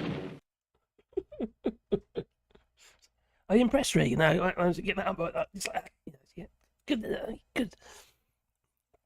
Tell them about the lorries, Moggy. Tell them about the honey, Muddy. Tell them about the honey, buddy. Or the honey. That's it. No, honey monster. The honey. Tell them about the honey. Oh, dear me. 50 odd years, he said, didn't he? And yet people still bought into it. Oh, yeah, wait that long. That's fine. That'd be great. London City, Southwest, then the next GGP is Scotland. It's all about the whiskey. Oh, no, I've got some whiskey here. I'm sorry, it's not Scottish whiskey. It's Japanese whiskey. Yeah, that's really nice. It reminds me of a more of a mash, like a Maker's Mark or something like that, but not so strong. Personally, in this time of climate change, and finite planet, I'd rather not have an ever-growing economy. It depends what the economy is. Why can't we have a growing economy that is like an eco-economy? Solar, wind turbines and stuff like that. Instead of coal. A couple of people are still digging up coal. But I do agree. As someone who does like to do a bit of eco shit, because I do. In fact, what I'm doing at the moment is I'm about 70% self-efficient on electricity, or solar panels and wind. So yeah, I was very impressive. Cheers, vegan. Yeah, but you are right, but rather more circular one. Oh, with massive redistribution at the state of that. Yeah, I see where you come at, but you'd like to see more money that's been circled inside of the economy, such as within our GDP. I would like, I mentioned this before, didn't I? Where I'd like to, well, I know what I would like to see, because they keep going on about direct foreign investment. The problem with direct foreign investment is that it's foreign. I go, why are you racist? No, just the fact that that money that investment makes doesn't stay in the UK. They might use some of it to reinvest in the UK, but most of it gets like filtered out, doesn't it? So it's horizontal out of the country. So then, we don't have that money doesn't end up to just Joe Boggs down the road. He wants to, pay for his plumber. People end up with no money in their pockets. It's all been sucked out of the country. Now, I think it was Mick Lynch, wasn't it? That Brexit geezer. Union guy. Now, he basically said that. He said that basically all the money from the rail industry has all literally been sucked abroad. From the carriages through to the track, through to the fares, to everything. It's just literally just going horizontal. Yeah, straight out. Now, I told you this before, that when David Cameron was in power, he got rid of asset holding companies. Boris Johnson, 2019, as soon as he came into power, what did he do? He reinstated it. Asset holding companies. It was basically ring fences, foreign investments, so they don't have to pay tax on it when they sell it. Yet for you have to pay tax, even if you've got an asset holding company. It's just for foreigners. It's not exactly on, is it, really? So, unfortunately, we don't have an economy that is... Well, actually, we don't have governance that's going to look after the economy. Will Labour reverse it? I don't know. We look what's going on with the oligarchs and what have you, especially since 2019, in London grad, they call it, don't they, It's in their interest to do so. Property in London is always growing, isn't it? It's ain't enough of it. And they ain't going to build anymore, not to the levels that they need to, because those who actually make money from the construction industry don't want to damage the market while the prices are high. Why would they? They want to make as much money as they possibly can for every house that they build. So they will artificially maintain the market as is. They're not going to, do anything about it. They just aren't.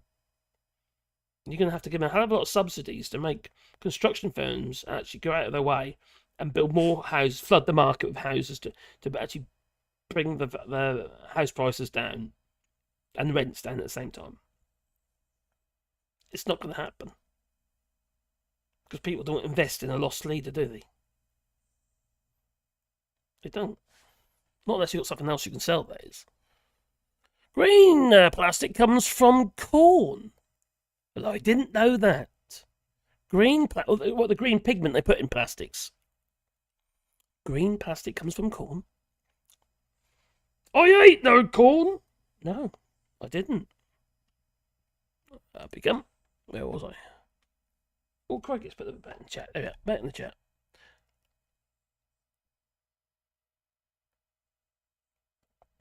Playing devil's advocate. Where do we get green plastic from?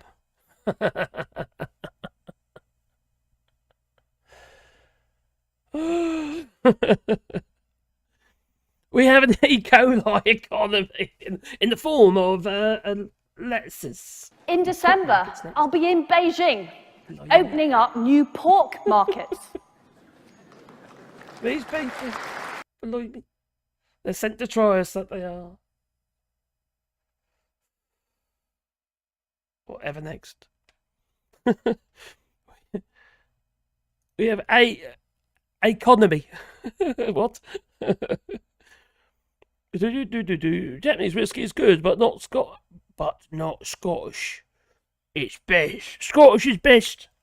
Depends whereabouts Scotland, I suppose. I'm not that keen on that Grant stuff. No, it's alright, but you know, Glamorgan or something like that's good. What's the one begin with C? Oh my giddy, I forgot what it's called. That comes to me a minute. That's a corked bottle. Square bottle. Oh, blimey, can't remember. Konnichiwa. Morgie could get vote. Oh no! Flippin'. Jacob Rees-Mogg could get voted down. Voted out. It'd see the back of him. Oh, that'd be so good. We are going to see a massive change in Parliament, aren't we? Yeah, different faces in Parliament. That's going to be good. Oh, sorry. Put back in the chat. Morgan kick vote. Yeah, well, we invest in the green economy. And not corn, because corn's actually really bad for you. Corn syrup is really bad for you. Fructose and stuff, not that great either. Processed sugar's terrible. It's poison. Pork markets! Yeah. And Mark's as big as I've got a fan. My biggest fan. Grant's isn't whiskey. It's repackaged paint stripper. It ain't great, is it? It's not great at all. It's a bit harsh. It might not be good. What do you mean, having different faces in pub? We don't know yet, do we? It can't be worse than what we've got at the moment, to be fair. But I'm a bit concerned that Labour's going to have... Well, they have a majority. I suppose it doesn't really make much difference if they have this... I'm not going to say super majority, because it's really such a thing, but they have this large majority in government. Because if they've got any kind of majority, they're going to push their bills through anyway, aren't they? So, whatever they want to achieve, they're about to do. Then there's an 80-seat majority. You know, look at Boris Johnson and stuff he managed to push through. You've got stuff that Rishi Sunak's managed to push through. Unless it's illegal, of course, such as the Rwanda. But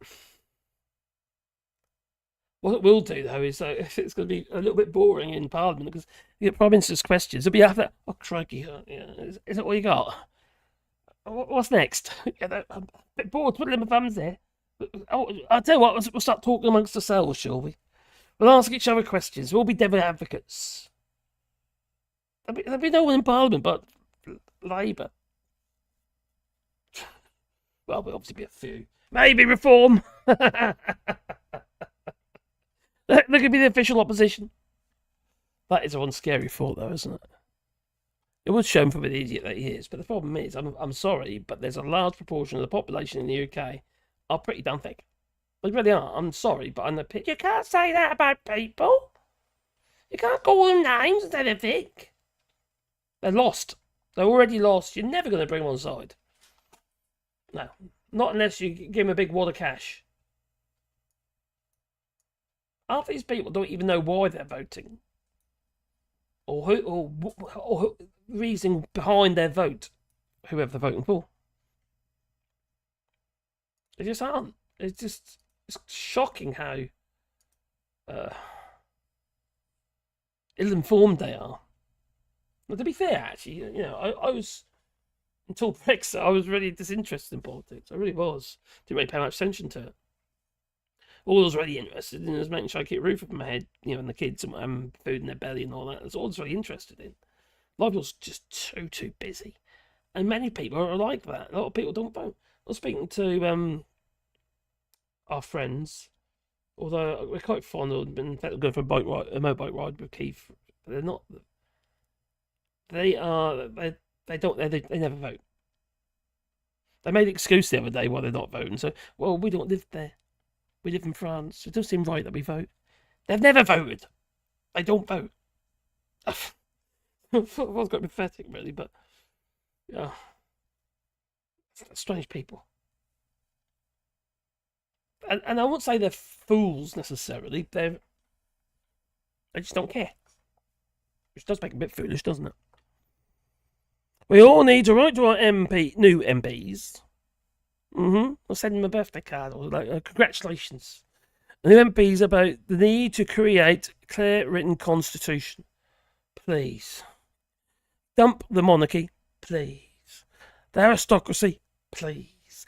And to establish a sensible, truly democratic republic, please.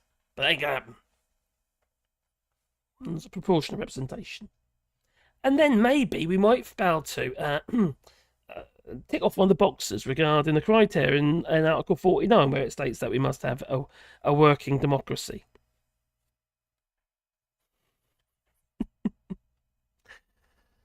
They are shilling short of a sixpence.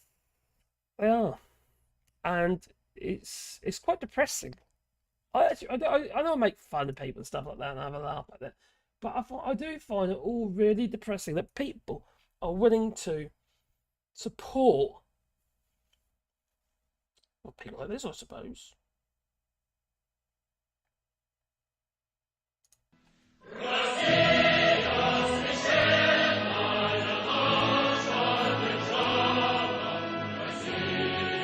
I was asked a couple of months ago which world leader did I admire, and I said Vladimir Putin as an operator. I think we're going to have to move to an insurance-based system of healthcare.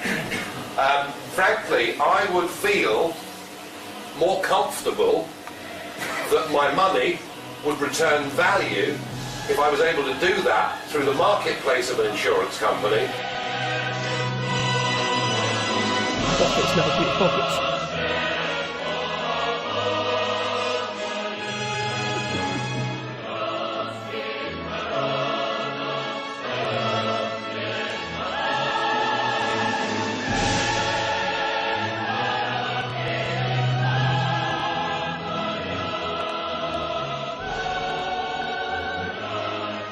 Led by donkeys.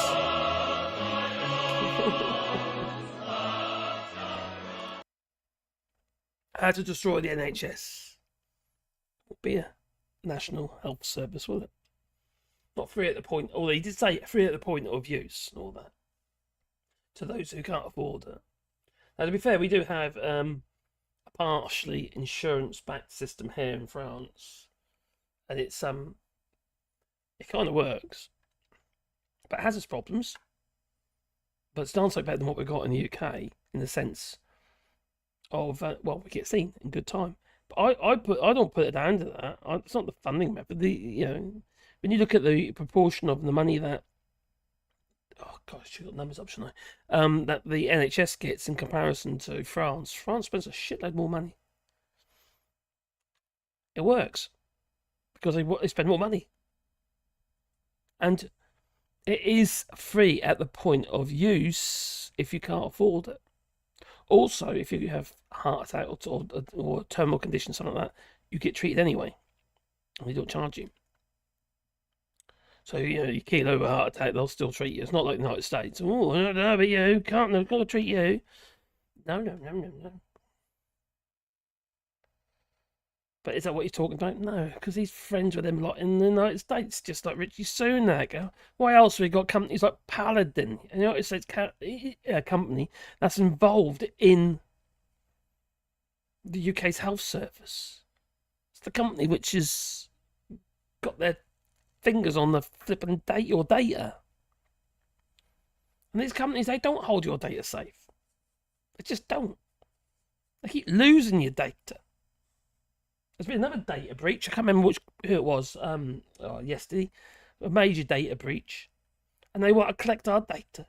They want to use our artificial intelligence to collect our data. They want our biometrics. There's one thing I don't like about what's going on in the EU regarding the biometrics. They got my biometrics. I've never had my fingerprints taken before because I'm not a criminal, And now I'm on a national register with my biometrics. I didn't get probed, though. I was quite disappointed. Anyway. Sorry, random thought there. So that I wasn't that happy about, because some data never changes. It's not like your shopping habits and stuff like that. We talk about data that is you.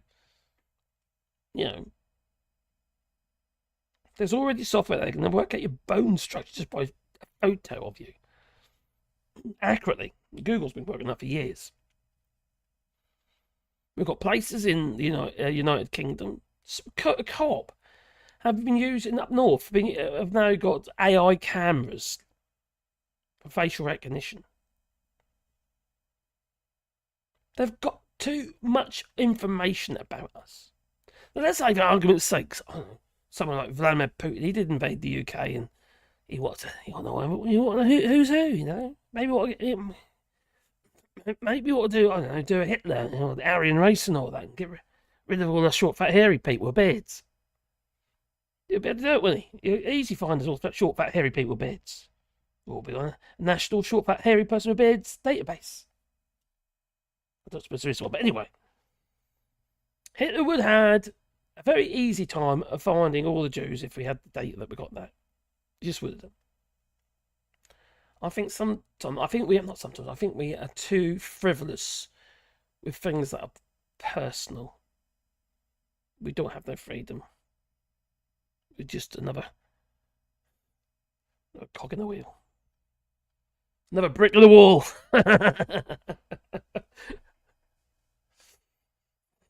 It does frustrate me, actually. So anyway, we've got the importers have been naughty. And the government's going to slap their wrists, probably ignore it altogether, just say a few words and what have you, because I'm a bit worried that the supermarket shelves end up empty when all the lorry drivers say, well, we're not coming then. Because it's basically what we're looking at. They'll say, nope, we're not coming.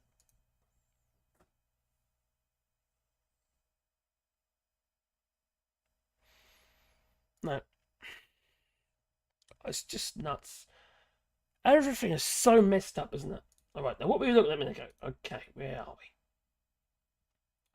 we? Food safety news? Or The Guardian? Just doing both. Let's bring them over here. It's quite relevant because we're talking about the fact that they're not importing foodstuffs without any health and safety checks. It's a bit naughty, isn't it? Wouldn't you say? Sounds a bit naughty to me. Anyway, do the chat first. Chat. Look at that. Some school districts get immense amounts of money per student and then complain about £2.50 a meal for students. I have to admit, the school dinners here in France are flipping out. I mean, they're considerably better than what my kids in the UK again, my grandkids is. I mean, considerably. I think they understand here. Your kids are what you make them, and that they're the building blocks of life. You feed them good food, and they've got to have at least one relatively healthy meal a day. They get all sorts of stuff. You look at I know the granddaughter Sophia's school dinner menu. It's got mussels on there, salmon on there, all sorts of stuff on there. Very rarely do they get processed food, if any at all. And a lot of the food, I think I told you before, actually, a lot of the food comes from a little place just down the road, a little organic farm called the Ann and Carrot. Donkey and a Carrot. And it's just good, healthy stuff, you know. And I can remember, I was shocked when we looked for houses, right? I travelled to a little place with the missus. We stayed in a little hotel called the Petite Fontaine in Bellac. In Ladora, sorry.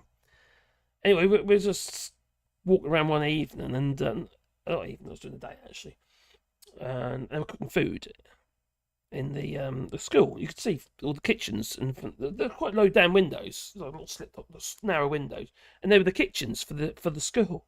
And oh my giddy aunt, I'd be quite hungry. It was all like proper food, you know. Like I say, there was definitely salmon there. There was all sorts of stuff. Really nice, new potatoes. It's very different to what my kids in the UK, or grandkids, sorry, in the UK have been fed. Very different. No clue. I saw a lawyer on YouTube talking about how he said it can't be done, and he doesn't have a standing. One state can't tell the. Okay, what's up? There we go. One state can't tell the other state what to do. I don't think they can they? Vicky Clay. He had to go after the grand jury to do. Actually, there's been a little more information come up about Farage, isn't there? Not Farage, Donald Trump.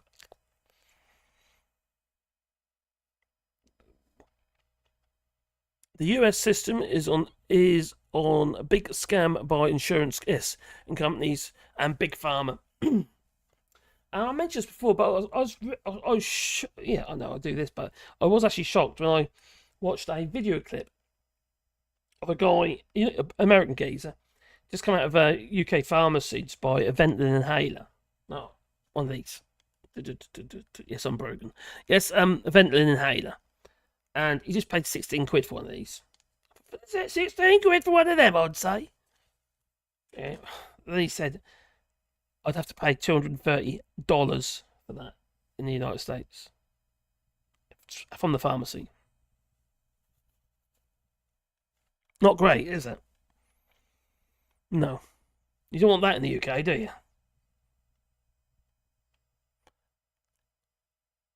All because Donny was found guilty. What's going on? What have I missed? Have I missed something? What have I missed? I'll become. Maybe reform could get Lee Anderson to sell us health insurance from only 30+ pence a day cover. What an idiot. 30p Lee. Maybe very good fit. The vicar. Oh, the most bankruptcy in the USA is medical fees. So if somebody have an accident or something like that, and they end up in hospital, they then get basically taken to cleaners. Life and death, they get taken to cleaners because they might not have no cover. Or the cover's limited. This seems wrong, doesn't it? It really does seem wrong. Well, it is wrong. It doesn't seem wrong. It just is.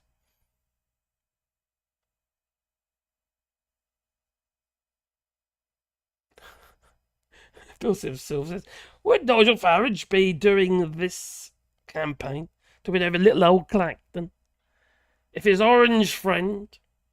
Welcome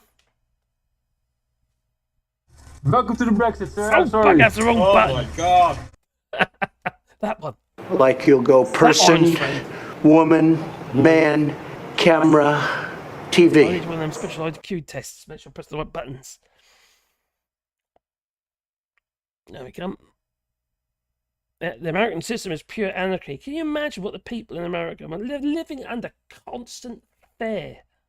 Constant fear that they can't get treated. They can't afford to be treated. And they wonder why there's crime. If you don't look after the people and make sure the people are healthy, for start, you ain't got the workers, have you? And what you're going to do is, people are desperate. What are they going to do? They can try to get the money from somewhere if they're a loved one, what have you, a child even, and they can't actually take care of them. It's horrendous. The Missouri Attorney General says he's going to sue the state of New York for election interference. Oh my God.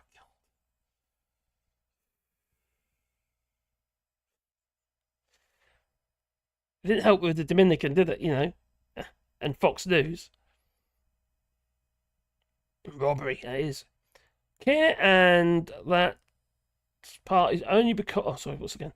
Alistar care. Oh, so that's partly because folk can't use student loans there to declare bankruptcy, so they don't get into this. Oh, I see. AI worries me. It should do. It should worry us all. Now, I'm no big fan of Elon Musk. Crikey, that man. And yeah, I'm no big fan of him. Obviously, I think he's a horrendous human being. It's got already, all right wing and that he has. He's horrendous. And he is investing in AI, as you probably know. He started with another AI company. He was involved with ChatGPT originally. He's even said himself, AI will take over. AI will be in everything. And he believes, I know it's Elon Musk, but he believes AI could potentially... He wasn't talking in positive terms, he's talking in negative terms. Could take over. We're talking about flipping, Terminator stuff, aren't we? I don't understand why... There's no reason why we should be giving so much data out and so much information to people. They can learn too much about us, our habits. Grifters, fishing and what have you, makes it very easy for them to be able to take advantage of people. Has anyone seen the film The Beekeeper? Jason Statham. That's what happens when you've got too much information on people. Makes you more powerful. 40,000 a student. Blimey. Crazy. There we go. I'm too high up. Here we go. There we go. There we go. Most of Trump's speeches are such incoherent gibberish. He's falling asleep in the flip and doing the trials.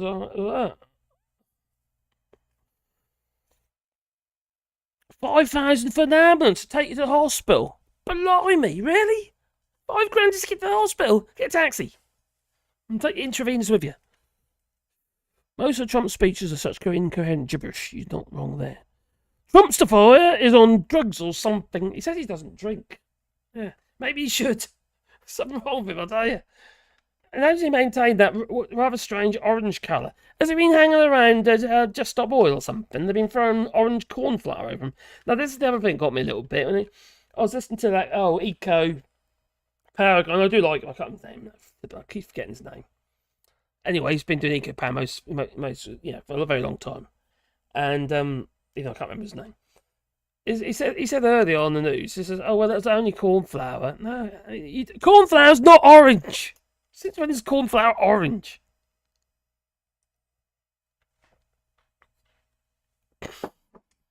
There's something else been put in it to make that orange.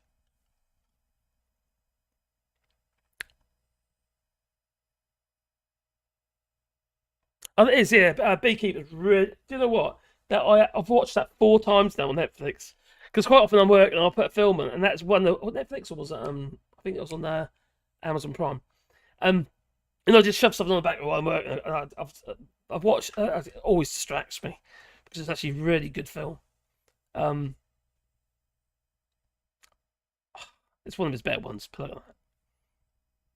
Some of his films are a bit naff, let's be honest. But anyway, I really enjoyed it. I thought it was really good. Definitely worth a watch anyway. Make your own mind up whether you think it's any good or not. We all have a different idea, don't we? Artistic license and all that. There was an old photo from when he was president that showed a drawer full of UK Sudafed. Really? He's on cough medicine. Too much of it. That apparently had uppers in them as part of their ingredients. Thing is, if he wants uppers, he can get them anyway, can't he? If he wants anything like that. If he wants anything he wants, he can get. There was an old photo. Sorry, I've done it already. Jeanette Carpenter, I went to a seminar last week on SS. I realised I will never be able to. Oh, crikey, on Social Security. I'll never be able to retire. But, Ginger, how are you doing at the moment? Because you've got health issues, haven't you? You okay? That must be a big worry. You did talk about moving, didn't you, to a different state?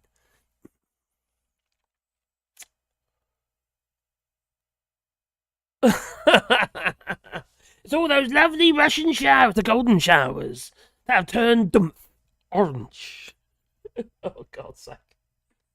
And that lovely aroma of stale urine. Lovely. You can't give a non-human entity too much power over humans. It's just too much of a risk, definitely. And yet still, they do it. Just stop. With great power comes great responsibility. The problem is people aren't very responsible, are they? And also people are people, and people generally aren't how to protect. Greedy. They want what everyone else has got. They want what they cannot have. Unfortunately. And it's usually those with want even more. Rich get richer, especially under the contract. The reform contract. Nigel Farrage's contract. The rich get richer. The poor get a little tiny chunk, and the rich get richer. It's crazy. Why? How do these people not realise that they're going to... Anyone in their right mind would know that their manifesto or contract is going to get completely and utterly scrutinised by people who know what they're talking about. Economists.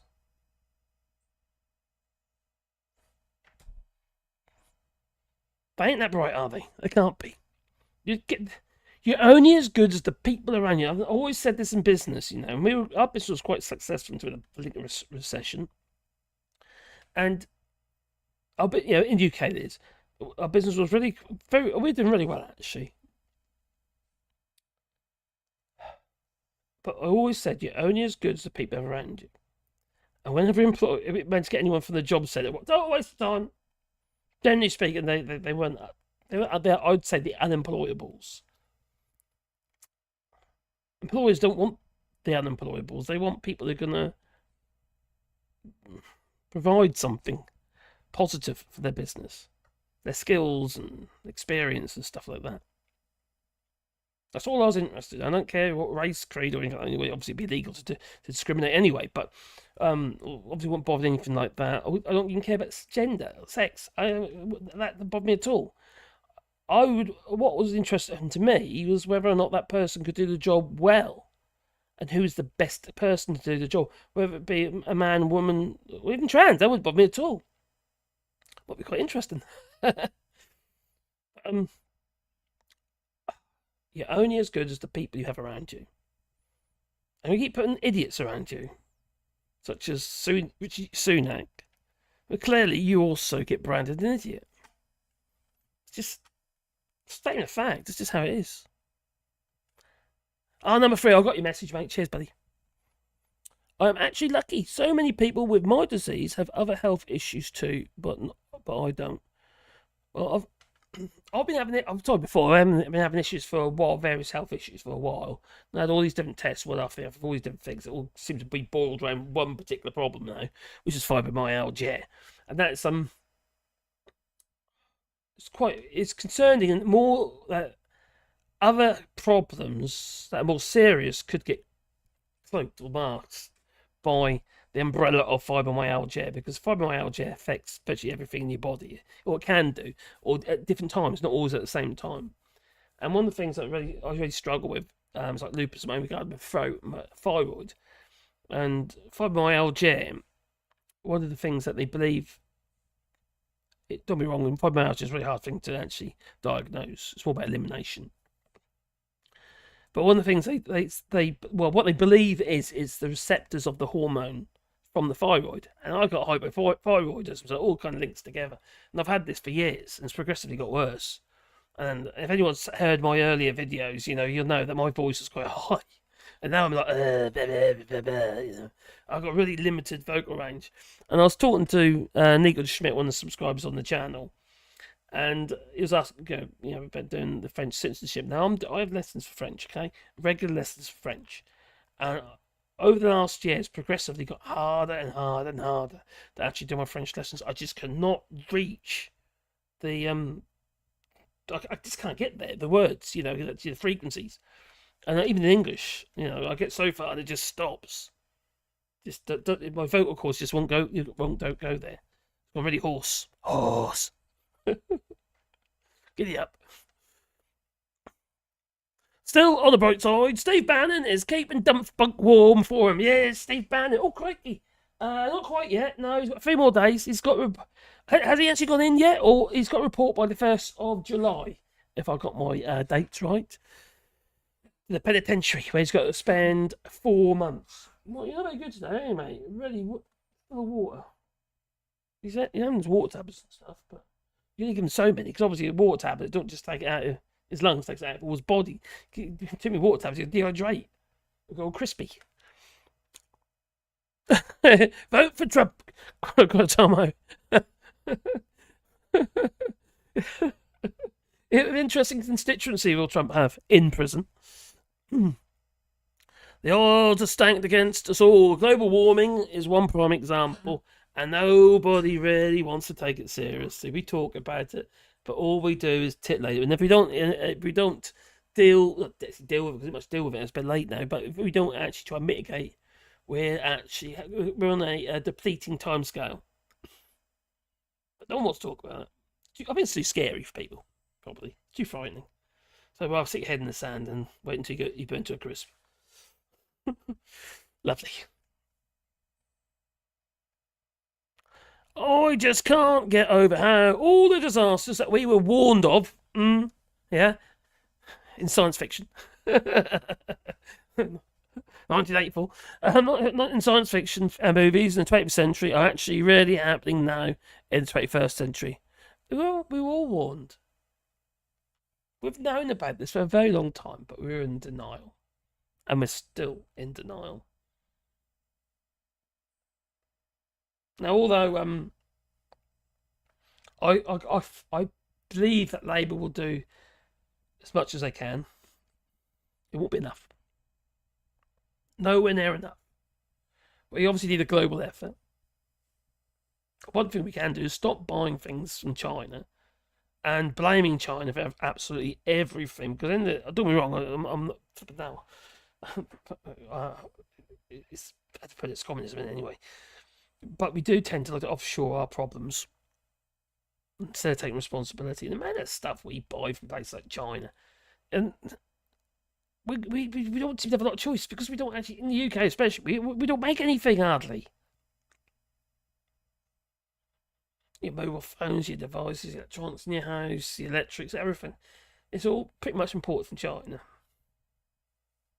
It's nuts. We obviously need the manufacturing base in the country and a source of minerals and other materials, metals and what have you. But what do? We constantly put it in the hands of other industries that generally are foreign industries, like Tata, for instance, regarding our steel. And now we're going over to arc reactors, arc furnaces in the UK, and it doesn't allow us to do virgin steel. So we've just got to import more.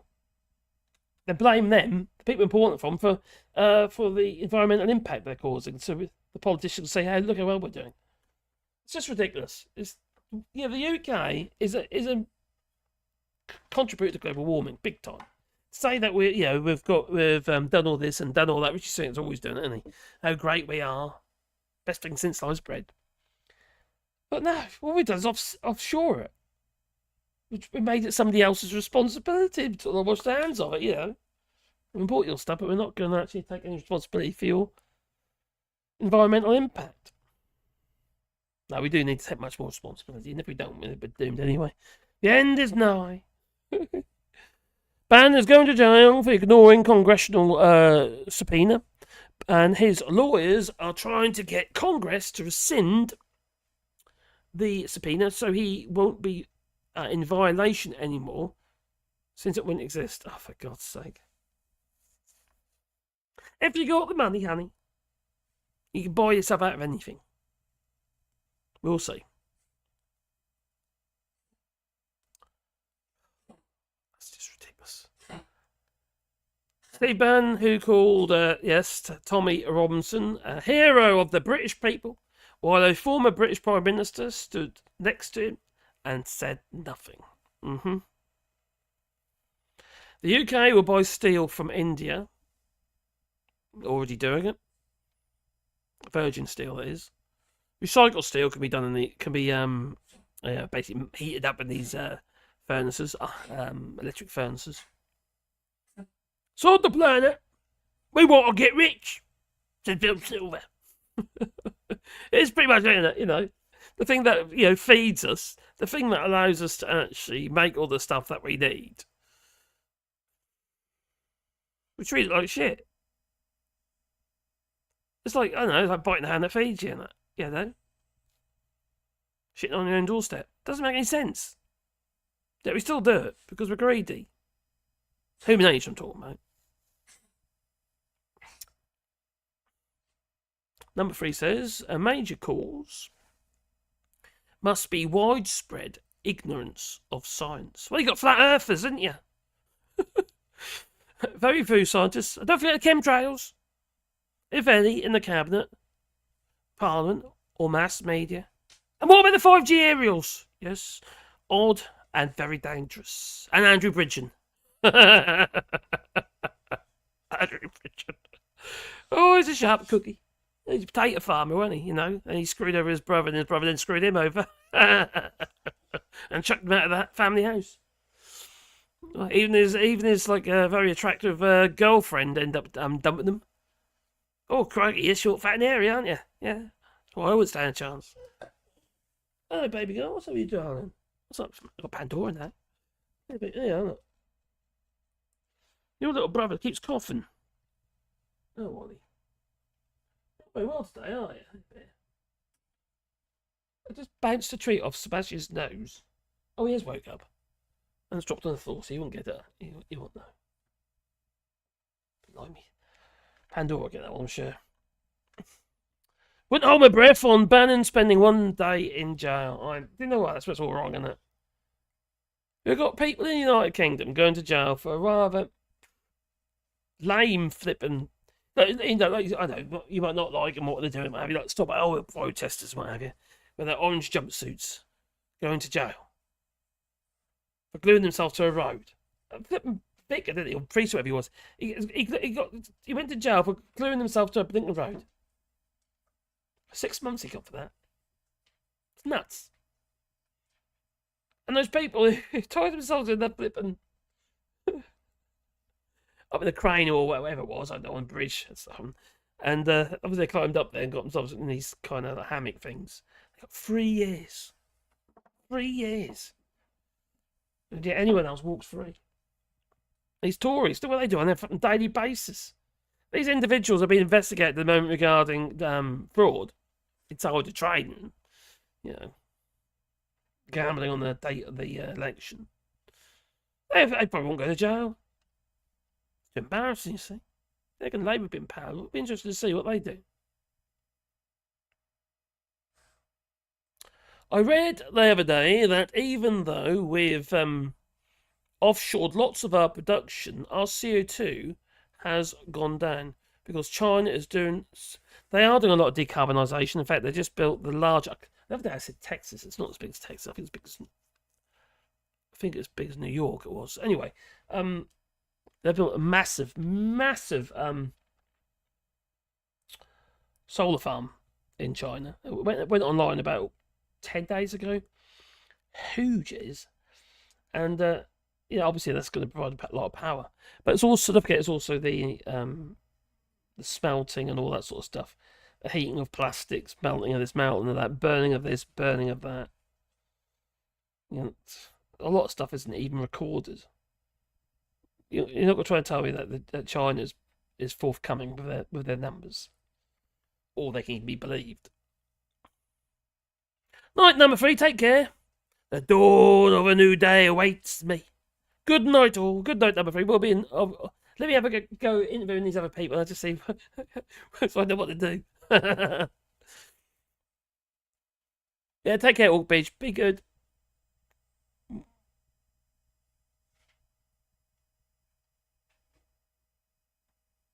Hello, Ruth Guthrie. I didn't see you there. Hope you're well. Alice Doncare. Would Jeanette be allowed to put a name down on a local housing authorities lists? Oh, what have I missed?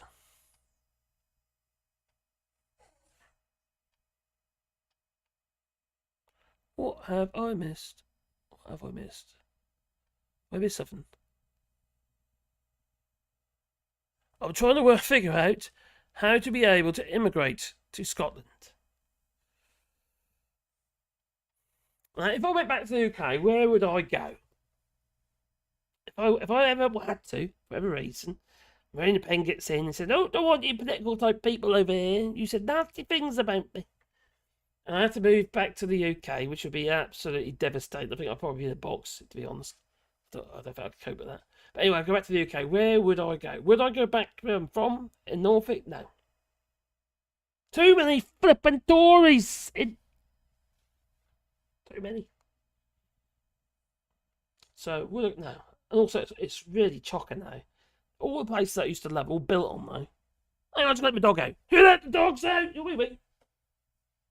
What was it, wee-wee? Who was wee-wee?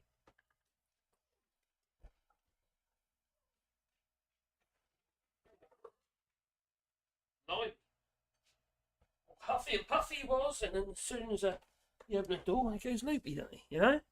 These dogs, eh? Hello, Andrew Evans, hope you well. I look up the Hindu family, the wealthiest family in the UK. Yeah, it's gone caught, hasn't he? Gone jail. The law finally caught up with them in Switzerland. And the husband, wife, and 2 kids are going to prison for 4 years. Good. Hello, QA Library. I hope you're well, my friend.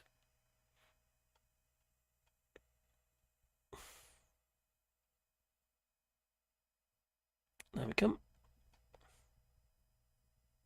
Jack Carpenter says, as a US citizen, I don't think I could be on a housing list. No, probably not. Plus, it's maddening, although I am on low income, I manage. I have to have a certain income to emigrate, and they won't include investments. That's not very helpful, is it? Davies, very tempting, I'm sure. Davies? Who's Davies there? Who's Davies?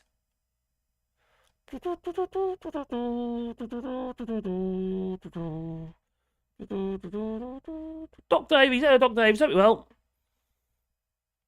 There we go. Hey, Regan, still here. Hi, Kuwait Library. Hi all. Hi.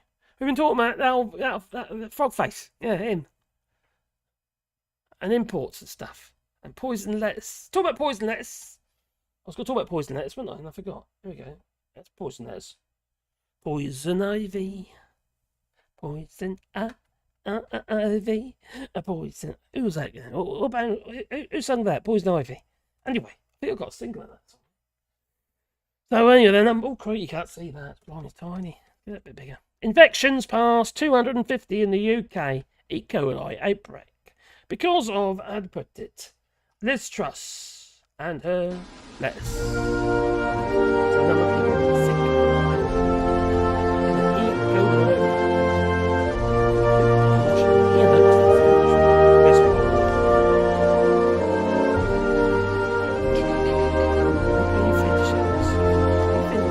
And E. coli. So, number of people are sick, and E. coli outbreak linked to salad leaves has exceeded 250. And there have been 256 confirmed patients in the Shiga toxin producing E. coli 0 or whatever that might be. Big long numbers and stuff. Outbreak since May. 256 confirmed cases, and there was 86 people gone to hospital. So, the UK, HSA, Public Health Scotland, Public Health Wales are investigating the rise in infections. They think it's the salad leaves that are in these sandwiches. So 186 people are sick in England, 29 in Wales, and 56 in Scotland. And Northern Ireland has 3 cases. So it's all Ireland. It's all, the UK. Who likely acquired their infections in England? Patients have been recorded in most age groups, with a majority being young adults. Have they found which country that... Oh, crikey, the dog. Blimey! Wally!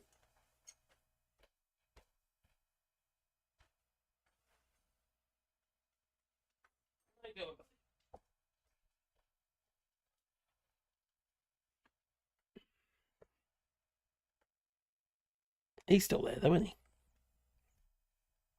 So, like, got infections in England, you see. Don't go to England. See, they didn't get it from Scotland. Patients have been recorded in most age groups, with majority being young adults. Based on information from 227 cases to date, at least 86 people have been admitted to hospitals, and it's linked to salad in sandwiches. What is this Pret a Manger? Pre-packed, they do like sesame seed. They like kill little kids with sesame seeds, apparently. Why would you eat that? Remember that little girl who died on the airplane, didn't she? She had an anaphylactic shock from eating sesame seed in a packed sandwich.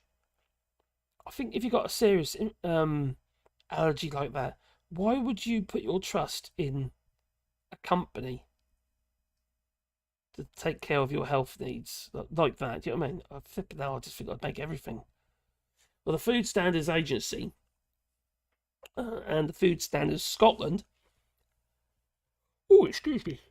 have published precautionary recall notices covering a range of products potentially contaminated with E. coli. Samworth Brothers and Greencore Group recalled a range of products sold at a variety of retailers such as Tesco's, Aldi, Spread the Germ, Aldi, Asda, Boots, Co-op, Morrison's, and I wonder if Dudley Moore's going. Oh, Dudley Moore, flipping hell. What's the film? Outbreak.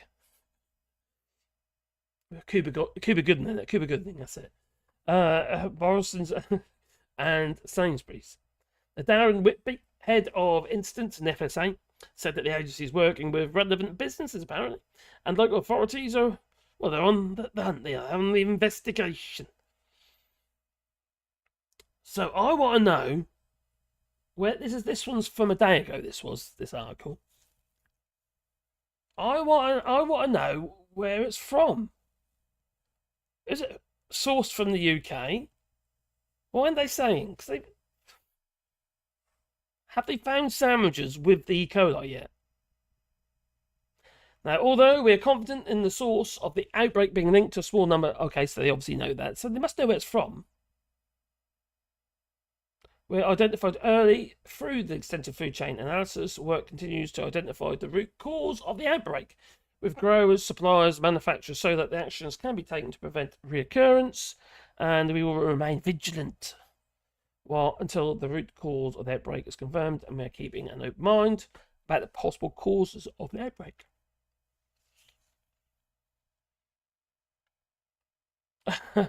Yes, there's going to be litigation. Food safety experts, a law firm lead, they urge anyone to get in contact if they need guidance after being affected by E. coli in food products. There's going to be a few cases, isn't there?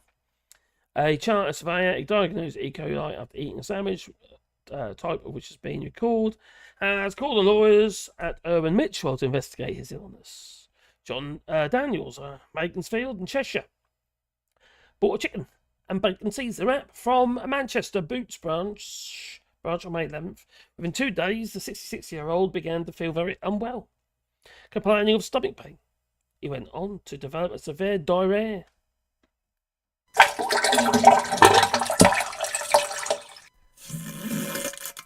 Bit like that, okay? And began passing blood. Thanks, good, is it?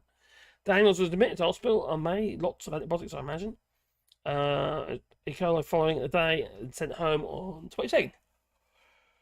Crikey. I want to know where it's from. So we don't know yet.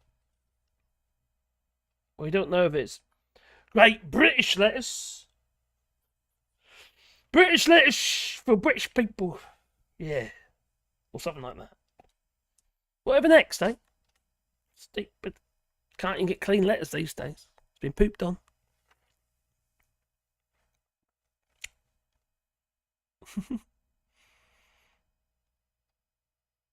Jack Carpenter, I am just thinking that if Donny wins, I can ask for asylum. Try it. Beware of the trust lettuce. Blimey. Toilet roll makers are definitely benefiting from Brexit.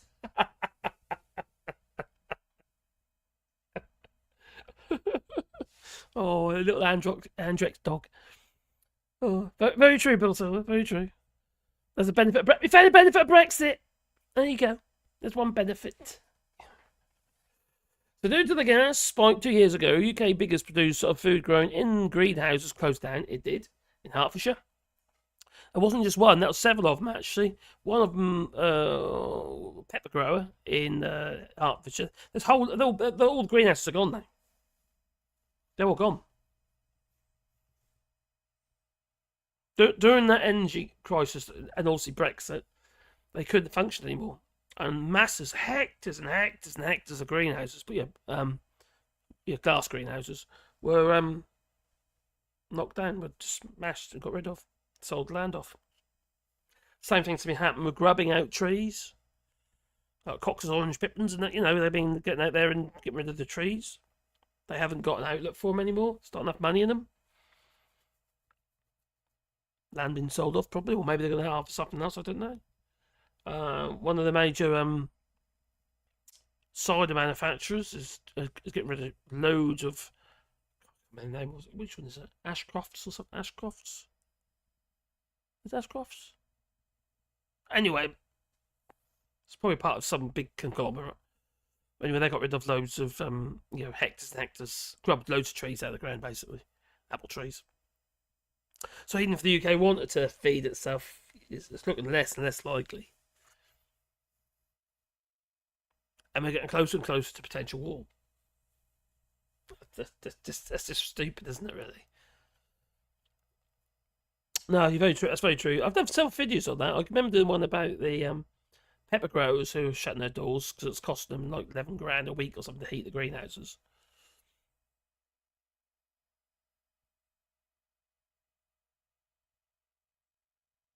Oh, lived in China for years. Okay. Oh, Tesco, Aldi, and Morrison's are local shops. Don't eat the lettuce. Don't do it. I like you, Alistair. Don't do it. Don't eat the lettuce. Don't go near the water. No, don't do that either. No, don't do that. And don't eat the pork. It might be imported from. Yeah, it might have like Mexican bird flu. If he does, I don't know where I'm going, but it is out of the US. Don't blame you. It's not looking good, is it? Everywhere. It's in the world is so messed up at the moment, and I think a lot of it is down to immigration. I hate to say it, because I got no problem with these poor people, but it's given people like Nigel Farrage the ammunition. It's given, well, the racists the biggest basically. It's given them a platform, hasn't it? It's given that soapbox.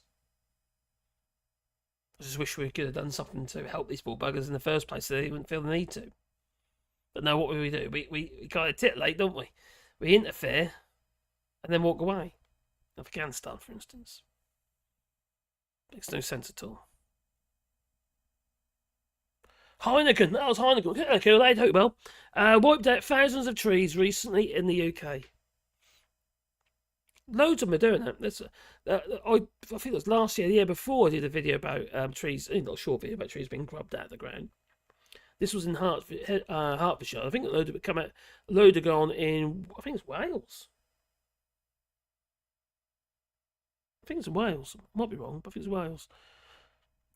Anyway, the UK's food security is shot, and it's quite sad. You get these trees. It's not like they grow overnight, is it? I don't care, yeah, but I'm saying that they could still use while waiting for energy prices to fall in less productive way. But then I'm thinking casual garden rather than the cap. Yeah, that's the thing about it. They've got to make money, haven't they? They've got rents. Even if they've got them growing in the blinking things, they've got to pay for them. It's not free, is it? They've got to pay business rates for a start, just to sit there, waiting. And fuel's still high, and gas prices are still too high. So, we'll import the stuff instead. Then that's what we do. Yes, more flipping bunker fuel in the older ships.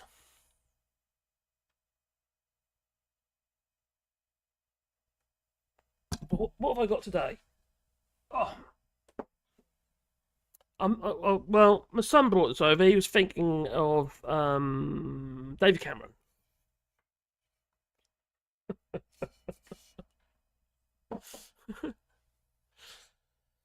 And that happens to be... Oh, that's light beer. It's only 8.5%. It's light beer.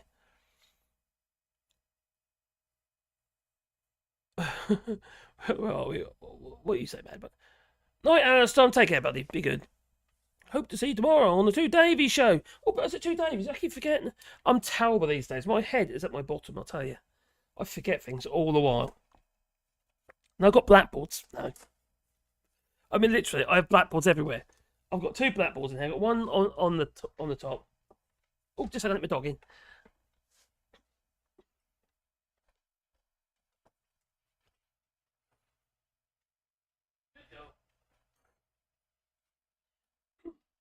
Yeah, for note taking, I've gone old school. I've got blackboards everywhere now. It's just easier. I was using dry wipes before, but it's just useless things. They just get all stained to that. Panama. I've been to Panama. Panama is a good place for Americans to retire. Cheap, modern healthcare, low-cost living. Quite like Panama, actually. So, also in the Ginger Island, went across Panama, then to Costa Rica. Yeah. Do.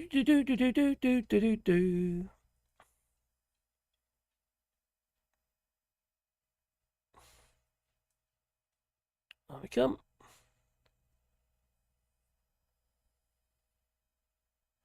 I'm not a happy camper, says Jeanette. In heat. I have to admit, we've got a motorhome here. And when it's hot, it's just too much. It's just unbearable. And we've got the dogs to think about as well, so we try and not do it in peak season. So we used to at the beginning or the end of the season. We'll be doing it once I get the flipping thing back on the road. It seems the longer we go with it, the longer we leave it, the more problems that we have. So anyway, the UK is important. Poison lettuce. That doesn't ring, does it? No, not like ivy. No. So, gosh. So Farage.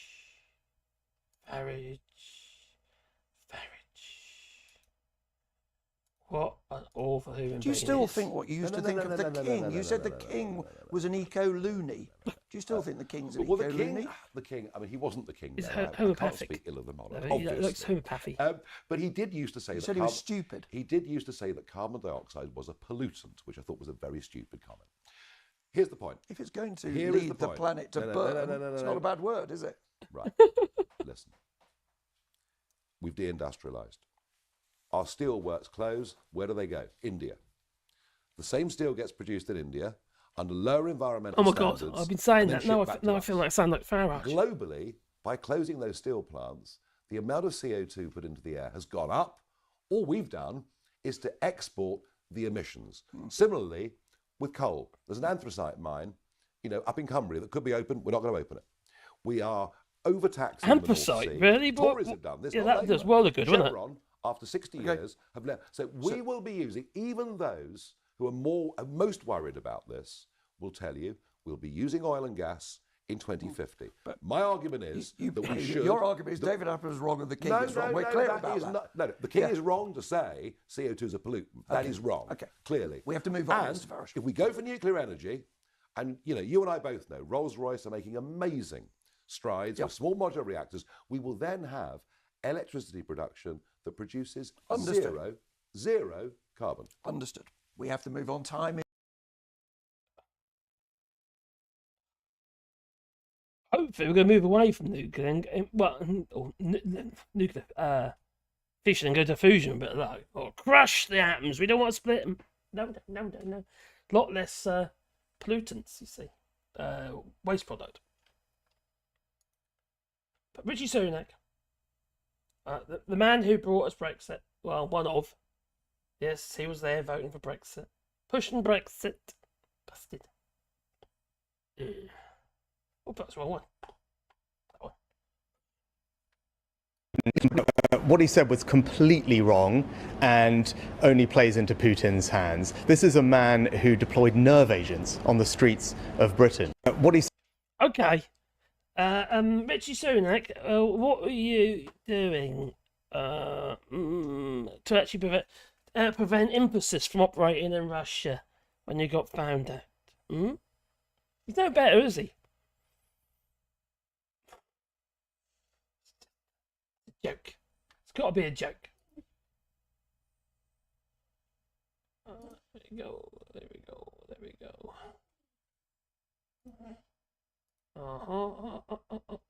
Down we come.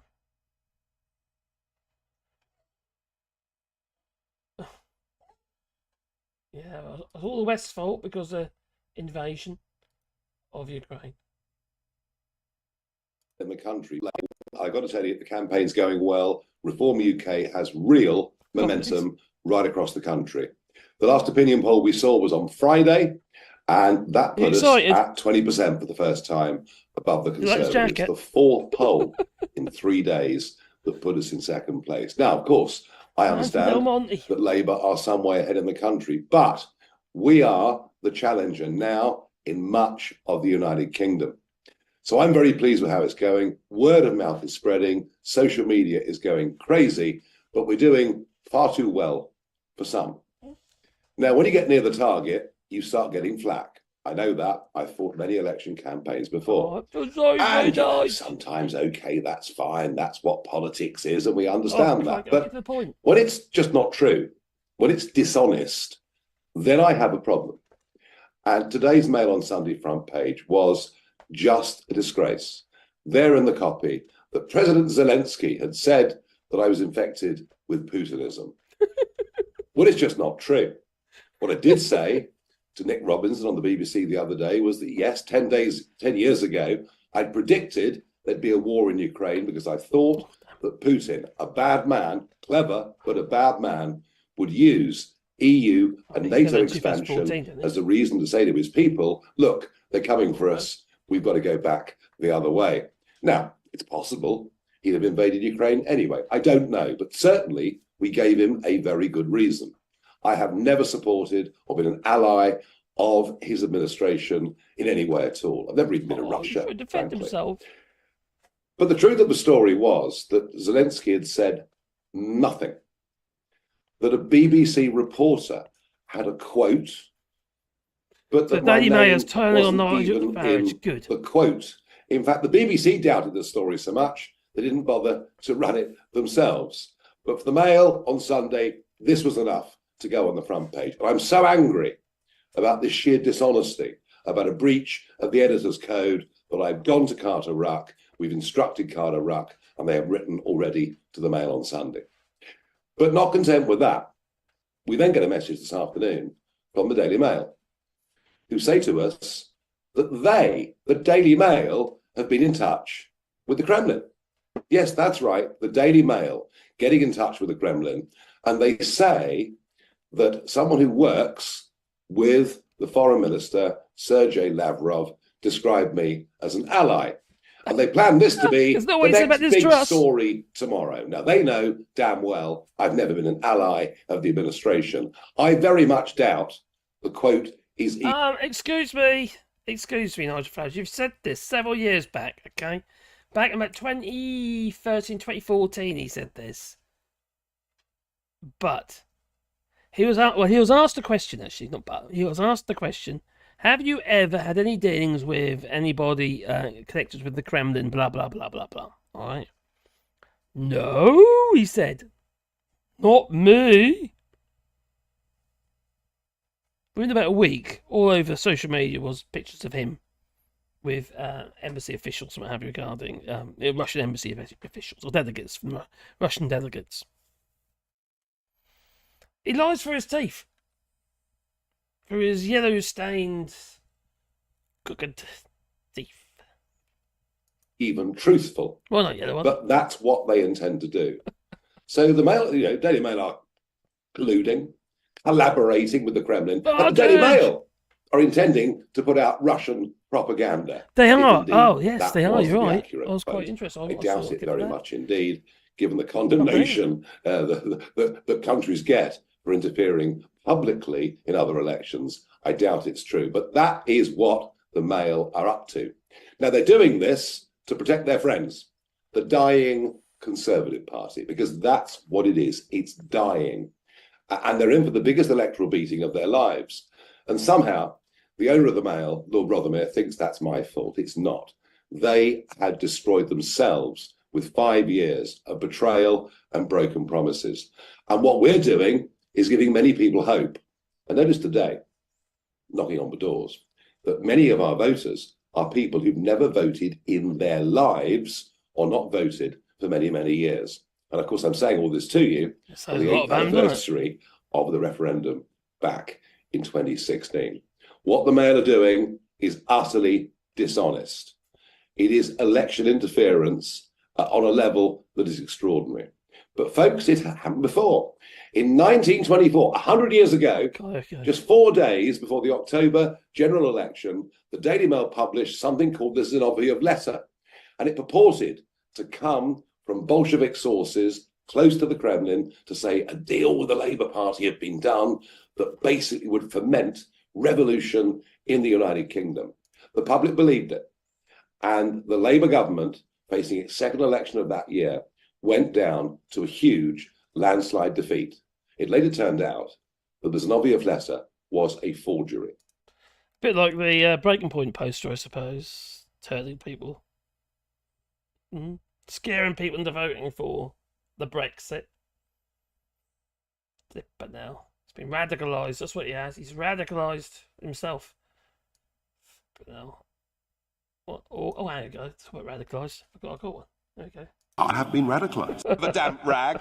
I have been radicalised. The damp rag. I have been radicalised. The damp rag. Now, somebody mentioned something about GB News. Where it is? I have got it. Ben Habib. Lovely to see you. Thank you very much. He likes drowned immigrants, by the I know way. you've been busy on the campaign trail. Oh, the head under was big. Let's talk about Nigel Farage. I mean, he's the person we're all talking about during this Who election isn't campaign. talking about Well, Nigel? I know, but it's all publicity, good publicity, Ben, because this interview is given to the BBC's Nick Robinson in basically saying, you know, we've provoked this war, of course, it's his fault, but we've also provoked it because of this idea of expansion of NATO and the European Union to Ukraine. I mean, the obvious question is he a useful idiot for Putin or just an apologist and an appeaser? Well, he's neither. I mean, what Nigel was doing was pointing out some basic facts. You know, we tend to see Ukraine particularly and many foreign policy, foreign interventions in black and white terms. And a lot of this is nuanced. And, you know, in 2013, the EU was offering association membership to the Ukraine. It was offering them 10 billion euros worth of funding if they came and joined. But Ukraine's a sovereign nation; they can do what they like. And in the end, Yanukovych actually declined the EU's advances, and he decided to sign a deal with Russia.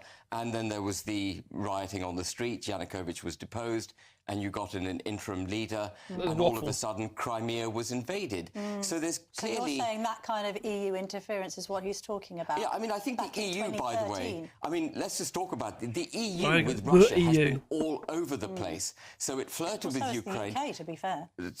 Well, much less so. You know, we are much more determined in David our... Cameron was taking Putin to the judo in 2012. Yeah, that is true. David Cameron should be nowhere near the office of Secretary of State for Foreign Affairs. Some people might say Nigel Farrage should be nowhere near the keys to number 10. Can I just talk about the Kind EU? of pro-Putin This is GB chat. News. Can I just talk about the EU? The EU was there offering up membership to Ukraine. And at the same time, Oh, phew. Breathe, Miles, breathe. Can I hear more of him? Oh, God, I can't stand that man. I really can't stand it. If I had a big mincer, I like to make Benabib sausages. Serve them up at a Reform Party candidate barbecue. Or just actually as the constituents would be right, you know. Well, not yet constituents, are they? Potential constituents. Of Clacton, maybe. I don't know. Apart from this, no, apart from Think her. Nigel Farrage. Definitely not her. I think he's a total snake and he's got nothing to do with Clacton. And full interview's to be actually quite honest, I think the townspeople clearly are quite sick bright of lass. being used as political fodder, really, for people that, you know, just want to get a seat in power. So you don't think he really cares about Clacton? No, not at all. He couldn't give a rub. He couldn't care less. Vote for the people and look after each other and stuff like that. You know what I mean?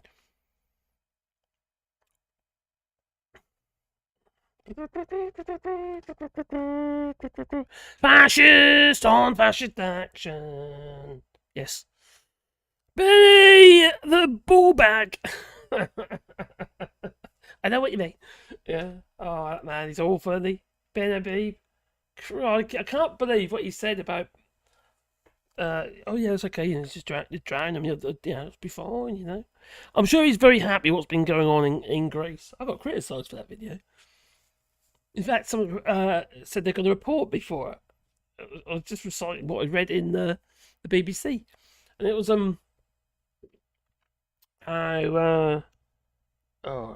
Coast Guard in not all the Coast Guard obviously, but this particular individual. I don't know if it's all the Coast Guard, but this particular Coast Guard in Greece was drowning, literally pushing them under the water with boat hooks. And also trying to bust the boats with boat hooks. And crikey, one of the someone who managed to obviously he's still alive now, but who was interviewed. Flippin' hell, it was just shocking. He's absolutely petrified. He's going to end up in the water. They're taking him back out again to kill him. I'm sorry, but that sounds like murder to me. What? I've decided to pluck my facial hair. It's less painful. Should I do it? Actually, no, I think my face would come with it. Put my face off. I've never had a beard like this before, I'll tell you. I'm going to keep on growing it for now. I got past that bad stage. I got to the stage now where I have to actually look after it. It's stupid. I never thought I'd have to look after a beard. The one thing you have to wash your beard daily. You have to massage it. You have to use beard oil and other weird balms and shit.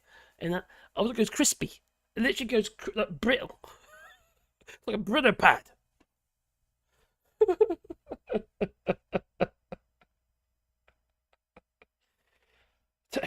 It's like a woman's down there. Yeah, it's like pubic hair on my face. But I'm finding it quite useful. Like I say, I can store pencilings. That's a start. A pen suits me. I probably look like 10 years older. I'm 64 now. Ask Mike Figueredo for tips. Yeah, I've got some beard wax here somewhere. There you are. It's right in front of me, actually. There you go. I was contemplating doing that, actually. But then you have these wispy bits, and I can't stand it. I keep going on your lips and stuff. I want it there. It's irritating. No. And you've got to be really careful, because if you shave any mouth area, right? If you go too far, you end up looking like a cat's anus. You don't want that.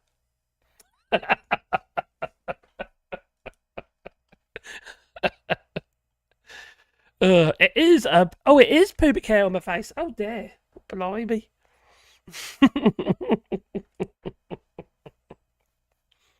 Grow upwards. We can grow upwards. What, higher up?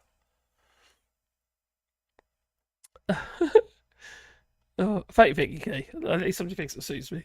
The missus actually don't mind it now. She's okay. It's funny. And we're going to dye it. What colour should I dye my bed if I can get the dye, that is? What colour do you think would suit me?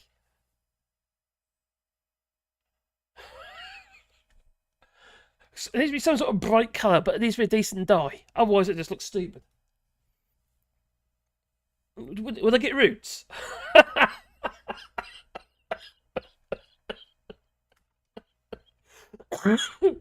Oh, God, I've got a headache now. Oh, crikey, got a brain. Oh, my brain just went. Blimey. Yes, Ben Habib wants immigrants to drown. Literally, that's pretty much exactly what he said. And then Richard Tice, when he was asked, "Do you just, are you okay about this?" Basically, what was that effect?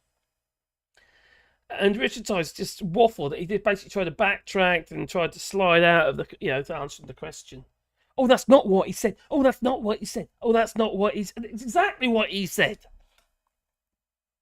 Oh, awful people. How can anybody, even if you've got a problem with immigration and what have you, how can anybody want people to die? I just don't get it. I don't get it. I can understand it if somebody's, for instance, you've lost a family member because of somebody else and stuff like that. And I kind of get that people like, I'm saying they're going to do it, but I want that person to gone or dead or something because they've, like maybe they were a drunk driver or something. They killed their family member or something. You get that? Don't mean to say they're going to do it, but you can understand why they'd think that. But just immigration, I just don't get it. I don't understand how people could be so just what's the word? Just uncaring, I suppose.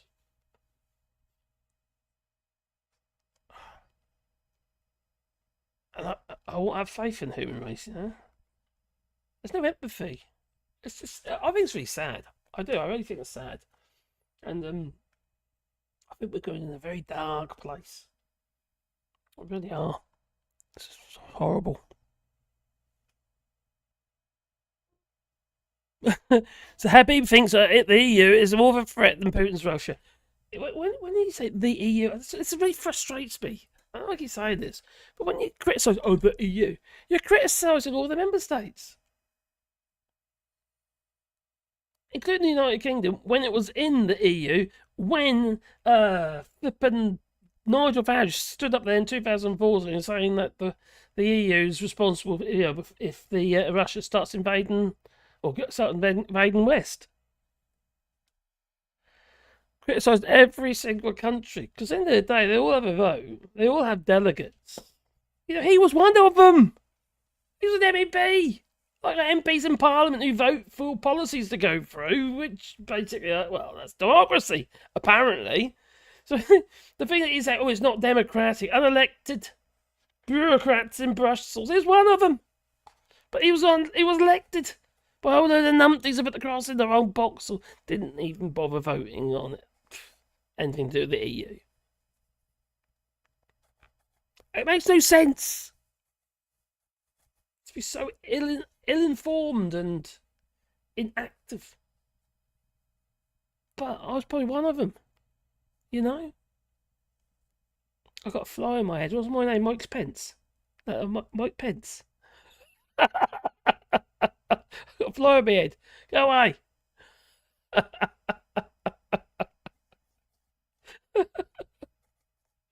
But like I say, I basically didn't really engage in politics at all. It's because of Brexit. Got me interested. Actually got me worried and interested.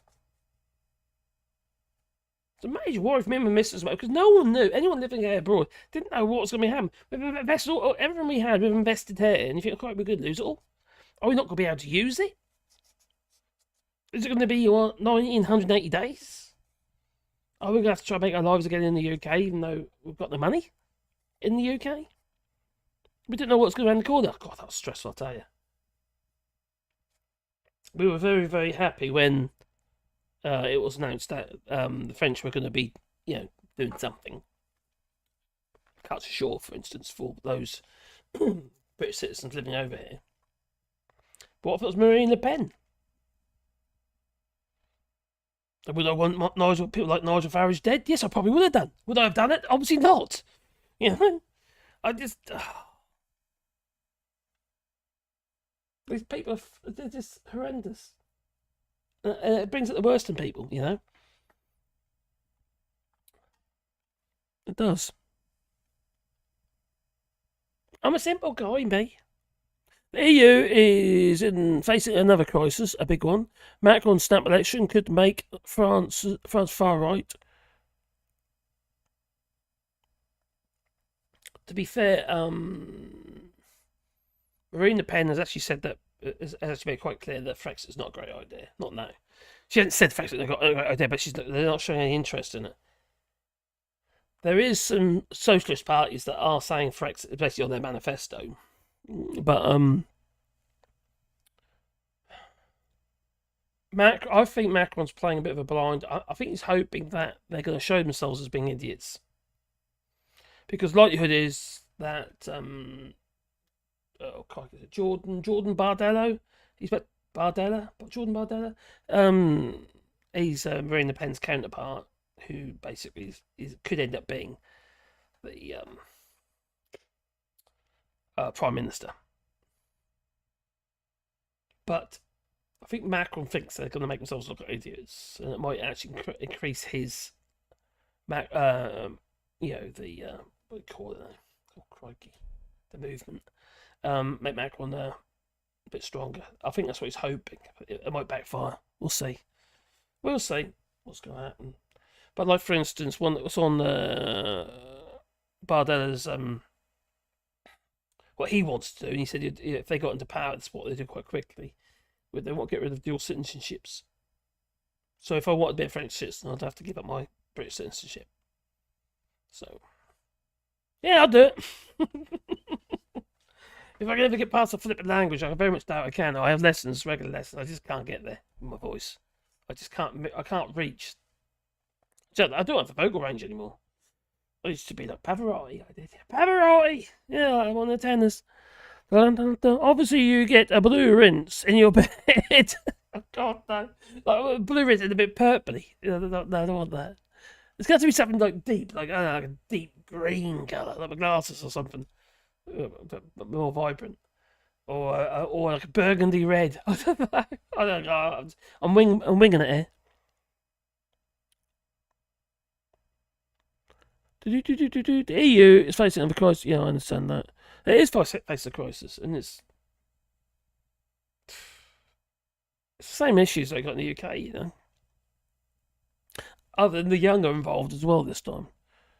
It's about time we stop calling it the United Kingdom. It's a disunited kingdom! I think you might be right there, Ruth. It is disunited. Nobody's happy. They're not. What's going on at the moment? Everyone's suffering. Everyone's struggling. So you can't understand why things are going pear-shaped. Because people are looking for something different. That's kind of why we got Brexit, but nothing happened. When are people going to realise that all these unicorns and, well, fake promises amount to absolutely nothing? When are we going to get some honesty in politics? That's what I crave. I'll get to the point now, actually. I was talking to Mrs. about it earlier today, actually. I said to her, sometimes I just I just like shut it out and say don't do it anymore. Just I saw it, not doing that anymore. You know. But it's really hard to pull yourself away from something like that because it affects you, and it's around you all the time. And I just what did they just say? It's like shock, horror. You know, it's just I can't give it up.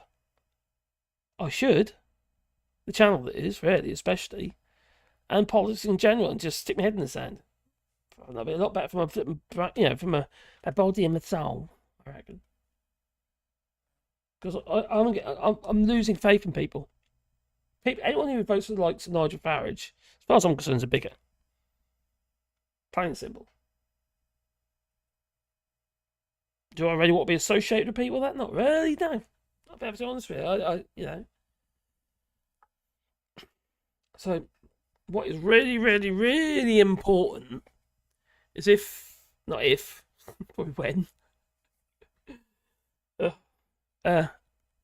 Labour gets in, they are going to have their work cut out, because if they don't do something about the state of the country quickly and make people's lives better quickly,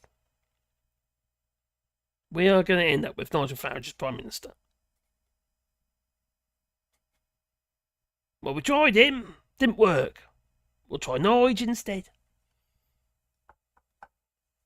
I still don't understand why people can't see Nigel Farrage for who he is, or for what he is, I should say.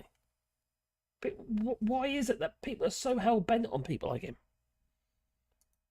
Oh, I like Nigel. Why do they like Nigel? Why? Is it because he's saying what they want to hear? Is it because they're bigots? I'm sorry, but obviously they are. It's not that immigration again, isn't it? Nigel can say whatever you like. Everything's broken. And Labour's not going to be able to fix it. But we can. Not with that flippin' manifesto contract, or whatever you want to call it. No.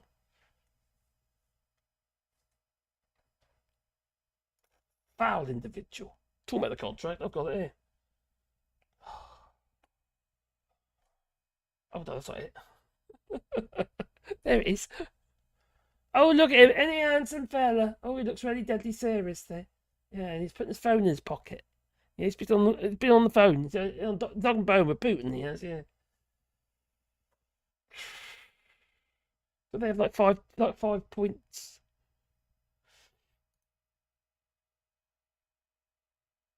Oh, imagine smart immigration. You call it smart immigration. So it must be smart. Of course. All non-essential immigration frozen to boost wages. See, add that in it, boost wages. How's it going to boost wages? If you can't get the flipping work done, how's it going to boost wages? Protect public services. Oh, okay, so no doctors and nurses then. Flipping idiot. Oh yeah, and obviously the housing crisis. And cut crime as well it is. Because it's obviously it's all the immigrants' fault. It's got to be that. Because he said it is. Man. He is awful. Imagine no NHS waiting list. Is it a bit like that flipping Brexit video? The Leave EU video? Tell us how wonderful it's going to be outside of the European Union. It's got like 20 times worse. Imagine good wages for a hard day's work.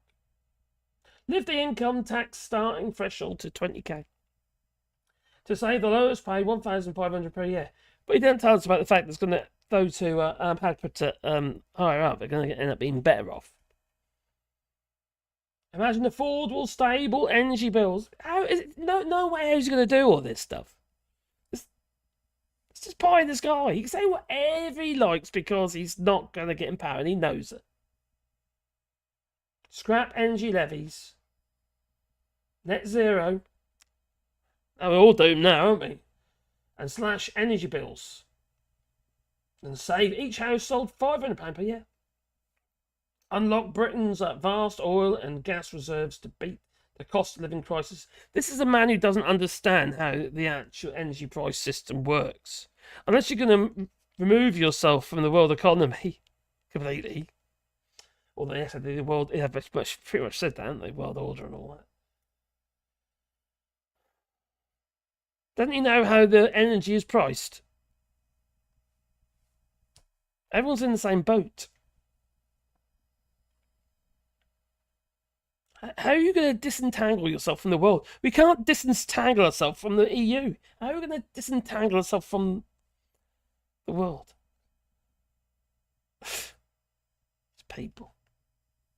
Is it me or have I been live for ages? 3 hours. Oh, blimey, I haven't all. Uncontrolled immigration has pushed Britain to the breaking point. Blimey. Immediate, it's so tiny. Immediate deportation of foreign criminals. Well, that's you gone. Yeah, you're a Uyghur Muslim. You're not Uyghur Muslim, what you are. You're Huguenot. That's a Huguenot. Deport foreign nationals immediately after their prison sentence ends. Withdraw censorship from immigrants who commit crime, with the exception of misdemeanor offences. Bar student dependents. Introduce new visa rules for international students that bar dependents. Only international students with essential skills can remain in the UK. God's sake. Blah, blah, blah, blah, blah. Employer immigration tax. National insurance rate will be raised to 20% for foreign workers. Foreign workers already have to pay a contribution to the NHS of about £1,000. I can't remember what, I think it was like £1,100 now. Oh, my son-in-law has got citizenship. He's now a British citizen, so he doesn't have to pay that anymore. So he's done all his bits and pieces. There you go, he earns bloody good money. And he obviously speaks perfect English. He's Nigerian. He is. Brexit bonus. Cut unnecessary regulations. Oh, bash my head against the keyboard. Britain still retains over 6,700 EU laws. Government red tape. Oh, don't forget to boot the all by the way, yeah?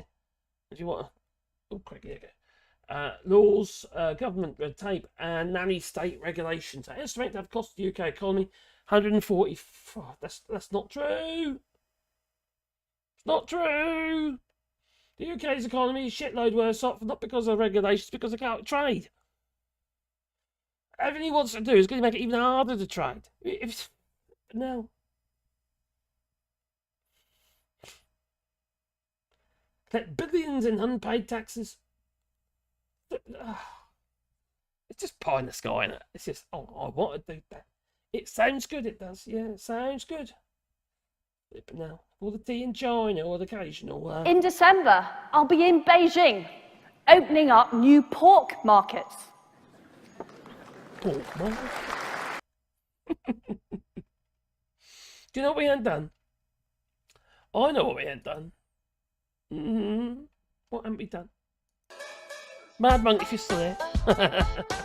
Getting late, so I would understand. It's about time we stop calling it the United Kingdom. It's a disunited kingdom. That it is.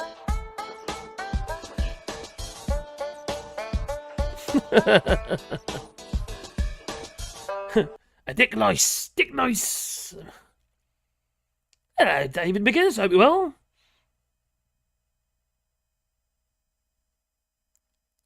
The Meadows. Yes, our condolences to him. Chuckle. Welcome to the madhouse. It certainly is. From his name, Farage is unquestionably of foreign descent. Yes, he's a Huguenots, French. That's where his name comes from. Huguenots or something. It was yeah. Look away, Mad Monk.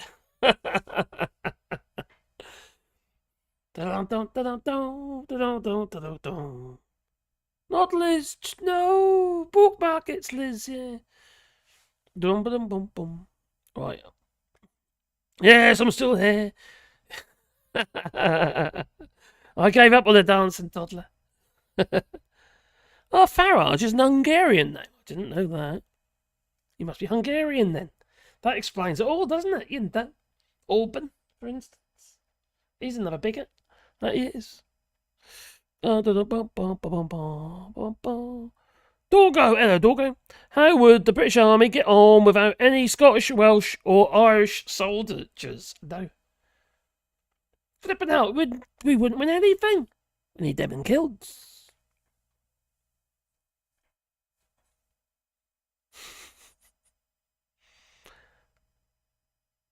Andrew Evans, see you. If I am... Oh, thank you, Andrew Evans. Be good, mate. Oh, crikey. Us Welshies have been stuffed ever since. Ever since the Brexit, since you've... Well... He's setting down now, but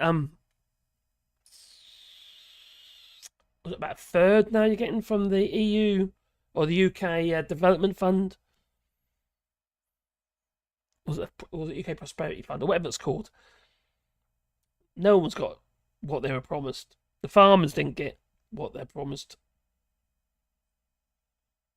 But Tory investors got everything, and obviously, Frank Hester, yeah, he's happy. Yeah, he gave him a bung, didn't he, you know? And obviously, Richie Sunak's happy to receive it, even though the man is a bigot. It's not JB's energy, it's Scotland's. Well, it can't be argued, I suppose that's true. Grab your pitchforks. That reminds me of the days of my ancestor, Robert Kett, where he held Norwich, within the Norwich city walls, for 30 odd days. And then the Crown got the old German mercenaries in to get him out, and he hid in an old hollowed out oak tree in Wyndham. They found him. Made an example of him, they hung, drawed and quartered him. Actually, I'm direct relation to his brother, I think it was. Anyway, he's a tanner, basically. He major landowner, he pretty much old Mousehold and a big chunk of Norwich and Norfolk. They stole it all there. It could have been mine.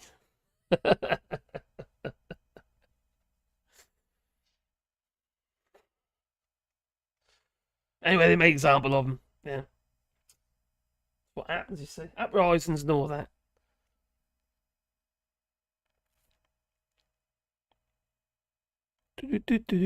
Three Tory candidates in seats with majorities from 4,000 to 6,000 have reportedly been ordered to shut down their campaign to help cabinet ministers with majorities.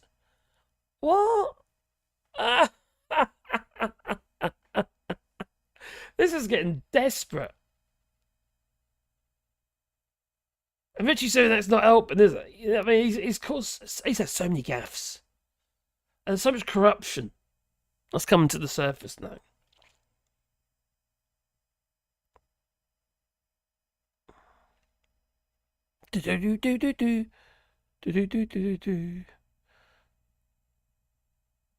So how could the UK be a permanent member of the UN Security Council if the UK is no longer united? That's a very good point, actually. Would they have to reapply as individual members?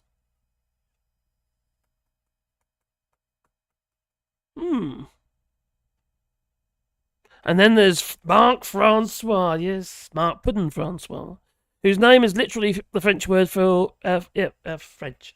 I think his mother was French or something. That was on mum's side. The Welsh. You get what you vote for. That's a valid point. Oh, but they're all English immigrants in Wales voting for Brexit. Apparently, that's what they keep telling me. But I remember a Welsh hairdresser said she was voting for Boris because he's one of us. David Dingleby asked her, but you're voting for him, you know he's a liar. Yes. Got fluffy hair and all that. That's a red baby. Baby grey, not bad. Okay. What? The Welsh apparently voted to remain in the EU, and English living in Wales won the Leave vote in Wales, so I heard. I thought it was a democracy. The Tories are only campaigning for seats in Scotland. Oh dear. Anyway, on that note, I am going to make a movie because I've actually got to do a quote for a customer somehow, and there you go. Please boot the like button. Is it working? It is. And it's here. It's nearly 1 o'clock in the morning. Missus me wondering what I'm doing. She think, what are you doing that like for still? She think, you're flipping nutter. Yeah, probably. Triple chin pie eater, freshest. Mark freshest. Mark triple chin eat pie eater fresh. Of course, I did it. Yep, Gibraltar voted 98% remain. And the authorities in Gibraltar have said they're going to tear down the border between Gibraltar and Spain. Which I don't know how that's going to work between Gibraltar and the UK, but you know. No, you're welcome, not Regan. Regan, you take care, buddy.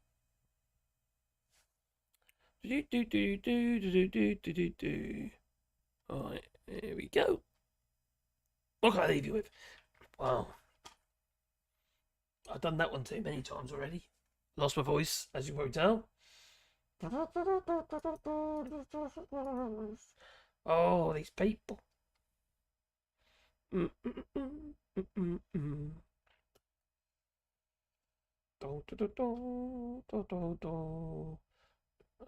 not that one. No, not that. That's just silly. No, enough of that. Crikey. I'm starting to put together more, but I haven't got many yet. As in little video clips. Eat on all the bread or not?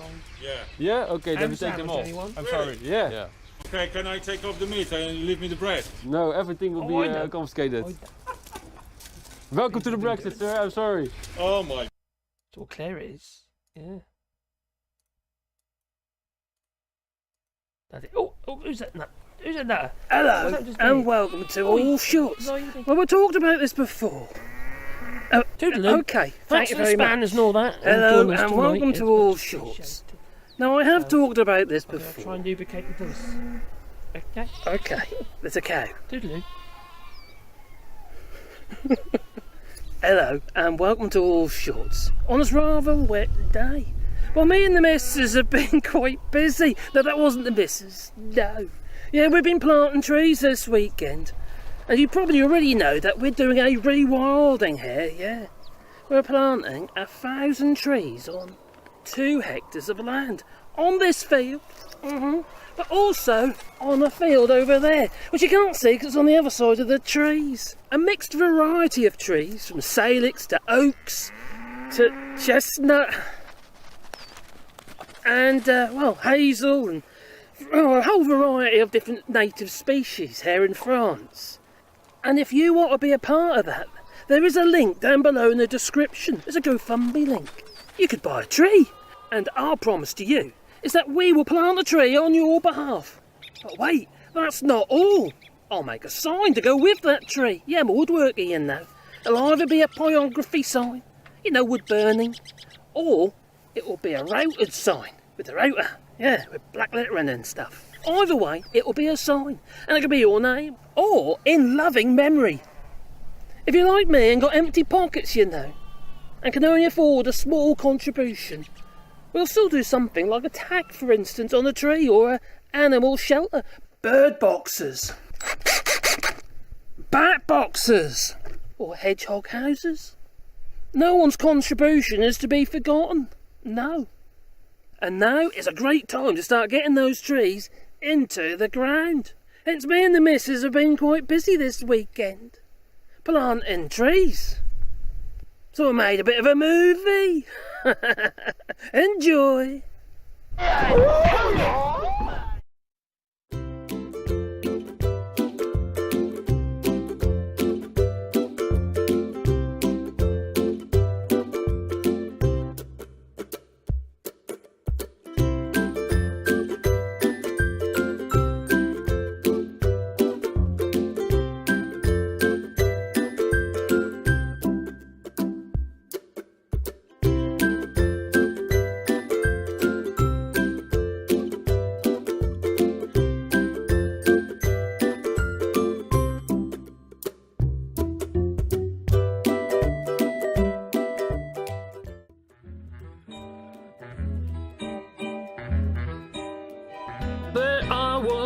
Digging this hole, a hole in the ground, so big and all around it was. There I was, digging it deep. It was flat on the bottom and the sides were steep.